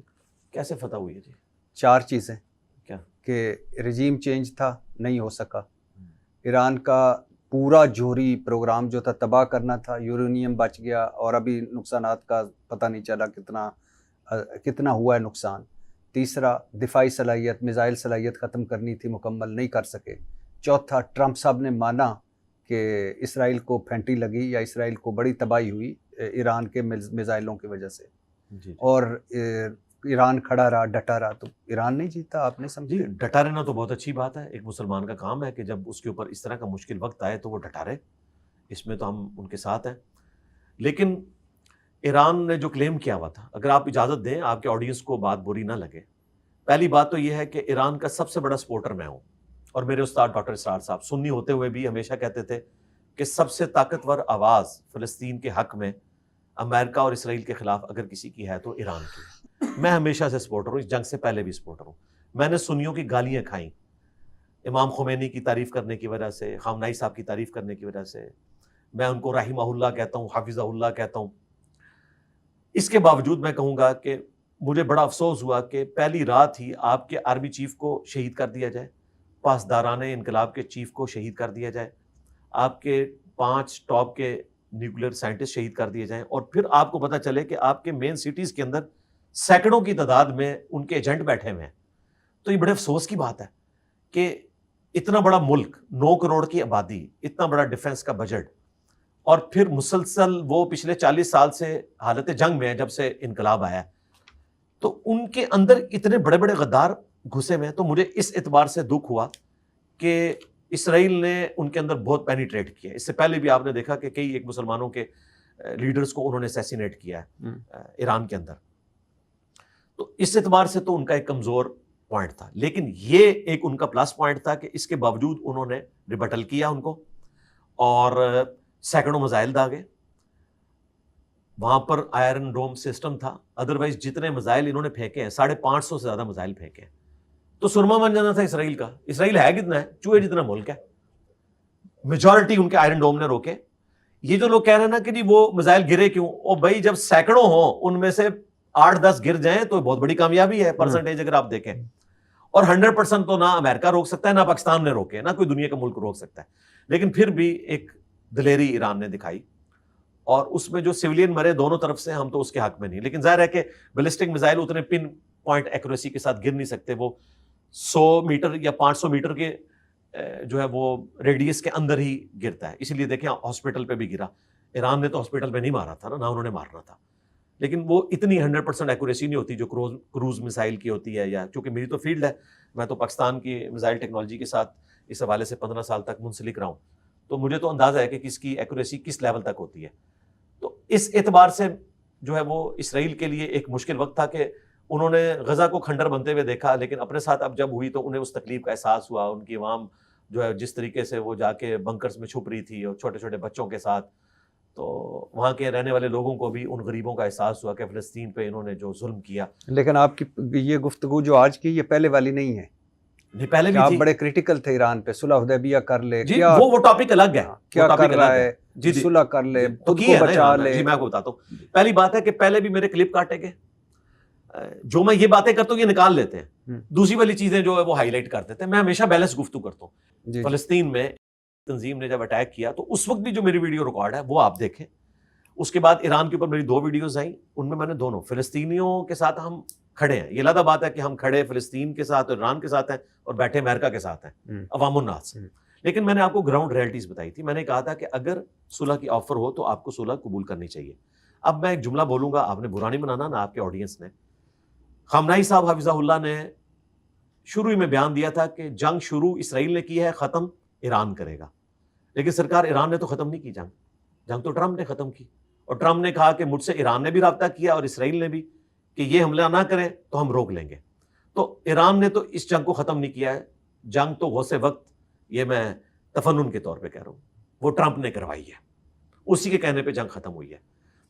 ایران نے کہا تھا کہ جو اسرائیل نے کیا اب ہم ان کو اس طریقے سے معاملے کو آگے لے کے چلیں گے، وہ ایک خاص لیول تک ہی وہ لے کے چلے۔ اس کے بعد جب انہوں نے اٹیک کیا ہے قطر کے اوپر تو پہلے ہی بتا دیا، 14 میں سے 13 انہوں نے گرا لیے میزائل، اور ایک گرا اور اس سے بھی ان کو کوئی نقصان نہیں ہوا۔ تو پہلے کیوں بتایا؟ اس لیے بتایا کہ علامتی طور پہ ہو رہا تھا۔ اس سے پہلے بھی جو 1.5 سال پہلے ڈرون حملے، تو میرے کلپ کاٹے گئے، جی انجینئر صاحب کہہ رہے ہیں یہ کیا ہوا، تو وہ بھی انہوں نے بتا کے کیے تھے۔ ایون امریکہ نے بھی B-2 بمبرز جو بھیجے ہیں وہ ان کو بتایا تھا، انہوں نے یورینیم وہاں سے نکالا، اس وجہ سے کہ امریکہ کو خطرہ تھا کہ اگر یورینیم کے اوپر اس طرح کا کوئی ایشو ہوا تو تابکاری پھیلے گی تو یورپ تک پہنچے گی، ساؤتھ ایشیا تک پہنچے گی، تو وہ بھی نہیں چاہتے تھے کہ یورینیم اس طریقے سے تباہ۔ یورینیم کو ختم کرنے کا یہ طریقہ نہیں کہ اس کے اوپر آپ بم ماریں، ورنہ تو تابکاری پھیلنے کا اندیشہ ہوتا ہے۔ تو انہوں نے وہ ان کو پہلے ہی بتا دیا۔ اس کو لوگ کہتے ہیں ملے ہوئے نہیں ہیں، ماڈرن ورلڈ میں اسی طریقے سے معاملات کو لے کے چلا جاتا ہے۔ آپ کو تو یہ بتایا جاتا ہے کہ ٹارزن بن کے، لیکن ٹارزن بن کے نہیں دنیا میں معاملہ چلتا۔ تو میں تو خوش ہوں کہ یہ جنگ رکی، اگر یہ جنگ نہ رکتی تو پورے ریجن کے لیے اچھی نہ ہوتی، نہ اسرائیل کے لیے اچھی ہوتی، نہ پاکستان کے لیے، نہ امریکہ کے لیے، نہ یورپ کے لیے، اور نہ ایران کے آپ نے لیے۔ کہا رہا رجیم چینج، تو میں نے اس ویڈیو میں، دونوں ویڈیوز میں کہا تھا، دیکھیں یہ تو کہہ رہے ہیں نا کہ رجیم چینج، میں نے پہلے دن کہا تھا کہ امریکہ بھول جائے کہ رجیم چینج ہو سکتی ہے۔ میں نے کہا تھا کہ دنیا میں واحد حکومت ہے جہاں واقعتاً پاپولر لوگ حکومت میں ہیں، اور نہ صرف حکومت میں ہے کہ پیرلل میں ان کے پاس پورا پاسداران انقلاب کا نظام ہے۔ آپ بھول جائیں کہ آپ خامنائی صاحب کو اسیسینیٹ کر دیں گے تو وہاں سے حکومت ختم ہو جائے گی. ان کی پوری چین ہے, اس کو فالو کرتے ہیں. خامنائی صاحب ان کے لیے ویسے ہی ہیں جس طرح دیوبندیوں بریلویوں کے لیے امام حنیفہ ہے, کیونکہ وہ زندہ امام کی تقلید کرتے ہیں. یہ میں آج سے بات نہیں کر رہا, جس سے انہوں نے کلپ کاٹے ان ویڈیوز میں نے کہا ہے کہ رجیم چینج نہیں ہوگی تو مجھے مبارک دیں کہ میری ہر بات درست نکلی. میں نے کہا تھا رجیم چینج کبھی بھی نہیں کروا سکتے. میں نے یہاں تک کہا تھا کہ اگر امریکہ انوالو ہو گئی, جنگ جیت بھی جائے, ایران کے اوپر قبضہ بھی کر لے, تب بھی رجیم چینج نہیں کروا سکتے. میری بات درست. اچھا, دو چیزیں تھیں, ایک تھا رجیم چینج اور بہت سارے کہہ رہے تھے رجیم کولیپس, یعنی ان کا خواہش تھی کہ خانہ جنگی ہو جائے, جو بھی ہو جائے. وہ بھی نہیں ہونی تھی, کیونکہ ایران جو ہے ایز اے نیشن بہت اسٹرانگ ہے. ایون وہاں کے جو یہودی ہیں نا, وہ بھی حکومت کے ساتھ پہلے, وہ ایرانی پہلے ہیں, یہودی بعد میں. اچھا, سنی بھی ایرانی پہلے ہیں تو سنی بعد میں. آپ نے کہا یہ بیان دیا, اب آپ کیونکہ آپ نے کہہ دیا کہ کلپس کاٹ رہے ہیں آپ کے, کہ ہمیں اسرائیل کو تسلیم کر لینا چاہیے. نہیں, میں نے کیوں کہنا ہے. میں نے یہ کہا تھا کہ اگر اسرائیل مسلمانوں کو الگ ریاست دے دے جو اقوام متحدہ کے مطابق 2 اسٹیٹ سولوشن ہے, وہ اگر ہمیں حق دے دے کہ فلسطین کی الگ سے ریاست قائم ہو جائے, ان کو آزادی مل جائے اس کاسٹ کے اوپر کہ ہم انہیں تسلیم کر لیں, تو تسلیم کرنا چاہیے. اس کے بغیر بالکل تسلیم نہیں کرنا چاہیے. اور یہ تو پاکستان کی ڈکلیئر پالیسی ہے. عمران خان صاحب کو کتنی کوششیں کی گئی, انہوں نے کہا کہ جب تک 2 اسٹیٹ سولوشن نہیں ہوتا ہم نہیں تسلیم کریں گے. تو میں ساتھ ہوں پاکستان کی اسٹیٹ پالیسی کے ساتھ, اگرچہ ہمارا جو مذہبی طبقہ ہے وہ اس کو بائی نہیں کرتا. وہ کہتا ہے اسرائیل کی ریاست ہی غلط ہے, لیکن ان کو سمجھ نہیں آتی کہ ورلڈ وار 2 کے بعد انہوں نے فتح کیا اس علاقے کو. ورلڈ وار 1 کے بعد ہی فتح کر لیا تھا, 2 کے بعد انہوں نے مکمل طور پہ قبضہ کر لیا. جب فاتحین کہیں پر داخل ہوتے ہیں تو مفتو لوگوں سے ملک چھین لیتے ہیں. یہ بھی ان کی مہربانی ہے. وہ 45% دے رہے تھے فلسطین کے رہنے والے لوگوں کو, 55 اسرائیلیوں کو. اگرچہ یہ ناانصافی تھی, لیکن پھر بھی پہلے تو یہ نہیں ہوتا تھا, مکمل طور پہ ملک چھینا جاتا تھا. میں کہتا ہوں یہ بھی مہربانی ہے. اگر اس کے اوپر بھی معاملہ طے ہو جائے, اور یہ فلسطین کے رہنے والے لوگوں کی اپنی ڈیمانڈ بھی ہے کہ 2 اسٹیٹ سولوشن ہو, تو اسرائیل کو تسلیم کرنا چاہیے, اس کے بغیر نہیں کرنا چاہیے. اچھا, اب ایک فارمولہ آ رہا ہے, ابھی تک اس کے بارے میں کوئی حتمی نئی چیز سامنے آئی, جو اسرائیلی ذرائع ہیں یا امریکن ذرائع یا امریکن اخبار اور اسرائیلی اخبار جو معتبر ہیں, وہ لکھ رہے ہیں کہ ایک فارمولہ طے پا رہا ہے کہ 2 ہفتے یا 30 دن یا 60 دن ایک جنگ بندی ہوگی, یرغمالی رہا ہوں گے, قیدی رہا ہوں گے, جو ایک جہادی تنظیم یا ان کو جلا وطن کر دیا جائے گا, وہ غزہ والے جو وہاں نہیں رہنا چاہتے عرب ممالک میں بسایا جائے گا, اور اس غزہ کا جو چارج ہے یہ 4 عرب ملکوں کو دیا جائے گا, وہ ڈیولپمنٹ کریں گے. ڈیولپمنٹ کر کے وہاں کس کو بسائیں گے؟ یعنی فلسطینیوں کو. اگر فلسطینیوں کو وہاں بساتے ہیں پھر تو ٹھیک ہے. نہیں, میرا کہنے کا مقصد ہے اگر عرب ممالک سارے, اس کے بعد کیا ہوگا کہ وہ کہہ رہے ہیں کہ سارے عرب ممالک ان سے کر لیں گے تعلقات اسرائیل سے. اگر عرب ممالک اسرائیل کے ساتھ تعلقات بہتر کر لیتے ہیں, کب ان کو منظور کر لیتے ہیں, سفارتی تعلقات قائم کر لیتے ہیں, تو ہمیں کیا کرنا چاہیے؟ ہم اس صورت میں ایکسیپٹ کریں اگر فلسطینیوں کو وہاں الگ سے ریاست مل جائے, انڈیپینڈنٹ ان کی ریاست ہو, جو یو این او نے ایڈمٹ کی تھی 1948 کے اندر. اس کے بعد عرب ملک نہ بھی تسلیم کریں, آپ تسلیم کر لیں, کیونکہ ہمارا بنیادی جھگڑا یہی تھا کہ فلسطینیوں کو الگ سے ریاست ملنی چاہیے. اچھا, ٹرمپ ہم نے بنگلہ دیش کو تسلیم کیا ہے نا, کیا ہماری خواہش تھی کہ وہ ہم سے علیحدہ ہوتے اس طریقے سے؟ میری تو خواہش تھی کہ 1947 میں 2 ملک بننے چاہیے تھے تاکہ ہم اتنے برے طریقے سے الگ نہ ہوتے. لیکن ہم نے تسلیم اس لیے کیا کہ واقعی اب تسلیم کرنا بنتا تھا. یہ آنر دینا ہے کسی کو, اگر وہ الگ ہو گئے ہیں تو یہ آنر دینا ہے ان کو. اس طرح فلسطینیوں کی آنر اس میں ہے کہ ان کو الگ سے ملک ملے, اس کے بعد ہم تسلیم کرنے کے لیے تیار ہیں. اچھا, ٹرمپ صاحب کو پاکستان نے امن کے لیے, امن کے نوبل پرائز کے لیے نامزد کیا ہے. ٹرمپ صاحب نے پاک بھارت جنگ بھی ایک طرح سے آ کے رکوائی. 2 ایٹمی ملک تھے, اور وہ بھی ظاہر ہے آج جے شنکر نے گزشتہ روز مانا ہے کہ ہم نے پاکستان کے ڈر سے جنگ بندی کی, کیونکہ ہمیں امریکی نائب صدر نے کہا تھا کہ ہمیں امریکی صدر نے کہا تھا وہ بڑا حملہ کرنے والا ہے, اور انہوں نے کر دیا. پھر ہم نے جنگ رکوائی. پہلی مرتبہ انہوں نے مانا ہے کہ ہم گئے تھے ادھر امریکہ کی طرف کہ جنگ روکیں. تو یہ الحمدللہ رافیل گرے, یہ بھی اب وہ خود مان رہے ہیں. ہماری تباہی ہوئی, یہ بھی وہ خود مان رہے ہیں. ہم نے پاکستان کے حملے کے ڈر کی وجہ سے جنگ رکوائی, مطلب جنگ روکی, ادھر گئے, یہ بھی اب مان رہے. تو یہ بھی رکوائی, پھر ادھر ایران اسرائیل جنگ بھی انہوں نے رکوائی. تو کیا سمجھتے ہیں کہ ہمارا ڈیسیژن ٹھیک ہے ٹرمپ صاحب کو جو امن کا نوبل پرائز کے لیے نامزد کیا؟ دیکھیں, کافی سارے صحافیوں نے کہا کہ نوبیل پرائز کے لیے نامینیٹ نہیں کرنا چاہیے تھا. تو ان کے لیے میں عرض کروں کہ یہ نوبیل پرائز کے لیے جو نامینیٹ کیا وہ انڈیا پاکستان کی جنگ کے حوالے سے تھا. نہ کہ اس لیے تھا کہ اسرائیل کی پشت پہ امریکہ کھڑا ہے اور ایران کے ساتھ یہ جنگ والا معاملہ ہوا، اس کو تو ہم سپورٹ نہیں کریں گے۔ اب دوسری جنگ بھی اس نے رکوا دی ہے۔ اب اللہ خیر کرے یہ جنگ کروائی اس لیے نہ ہو کہ میں اس کو رکوا کے تو پھر سے ایک اور چیز کلیم کروں گا۔ میں یہ سمجھتا ہوں کہ انجینئر محمد علی مرزا نے اگر نوبل پرائز دینا ہو تو ٹرمپ صاحب کو دیں گے؟ میں یہ 2 جنگیں رکوانے کے اوپر پلس مسئلہ کشمیر اگر حل ہو جاتا ہے تو میں بھی نومینیٹ کروں گا، کیونکہ یہ اتنا بڑا مسئلہ ہے کہ صدیوں یاد رکھا جائے گا کہ مسئلہ کشمیر حل ہو گیا۔ اس کا مطلب ہے پھر تو نہ ہی سمجھیں ٹرمپ صاحب، آپ کی طرف سے نہ ہی سمجھیں۔ ظاہر ہے کہ جی کشمیر کے مسئلے کے بغیر تو نہیں نا، خالی زبانی کلامی تو آپ کو وہ نہیں ہے کہ جو غزہ میں ایک نسل کشی ہوئی وہ، اور جو اگر وہ چاہتے تو ایران اسرائیل جنگ ہو ہی نہیں سکتی تھی، وہ اس کے باوجود نامزد کیا ہم نے۔ دیکھیں اب all is well if end is well، end well ہو گیا نا، تو میرا خیال ہے اگر کشمیر کا مسئلہ حل ہو اور یہ جنگیں رکوا لی، اور جو آپ بتا رہے ہیں اگر اس طرح کا کوئی سلوشن آتا ہے کہ لفظ سے فلسطین کو ریاست ملے تو پھر تو میرا خیال ہے اس سے بڑا تو کوئی امن کا لیڈر نہیں پھر ہونا چاہیے۔ انجینئر محمد علی مرزا ان کو جی بالکل، کوئی بھی دنیا کا ذی شعور شخص جب کروڑوں اربوں لوگوں کو آپ جنگ سے بچائیں تو آپ کو کریڈٹ ملنا چاہیے۔ مجھے بڑا اچھا لگا آخر پہ محمد علی مرزا صاحب سے مل کے، آپ سے مل کر سر بہت خوشی جزاک اللہ خیر۔ Thank you.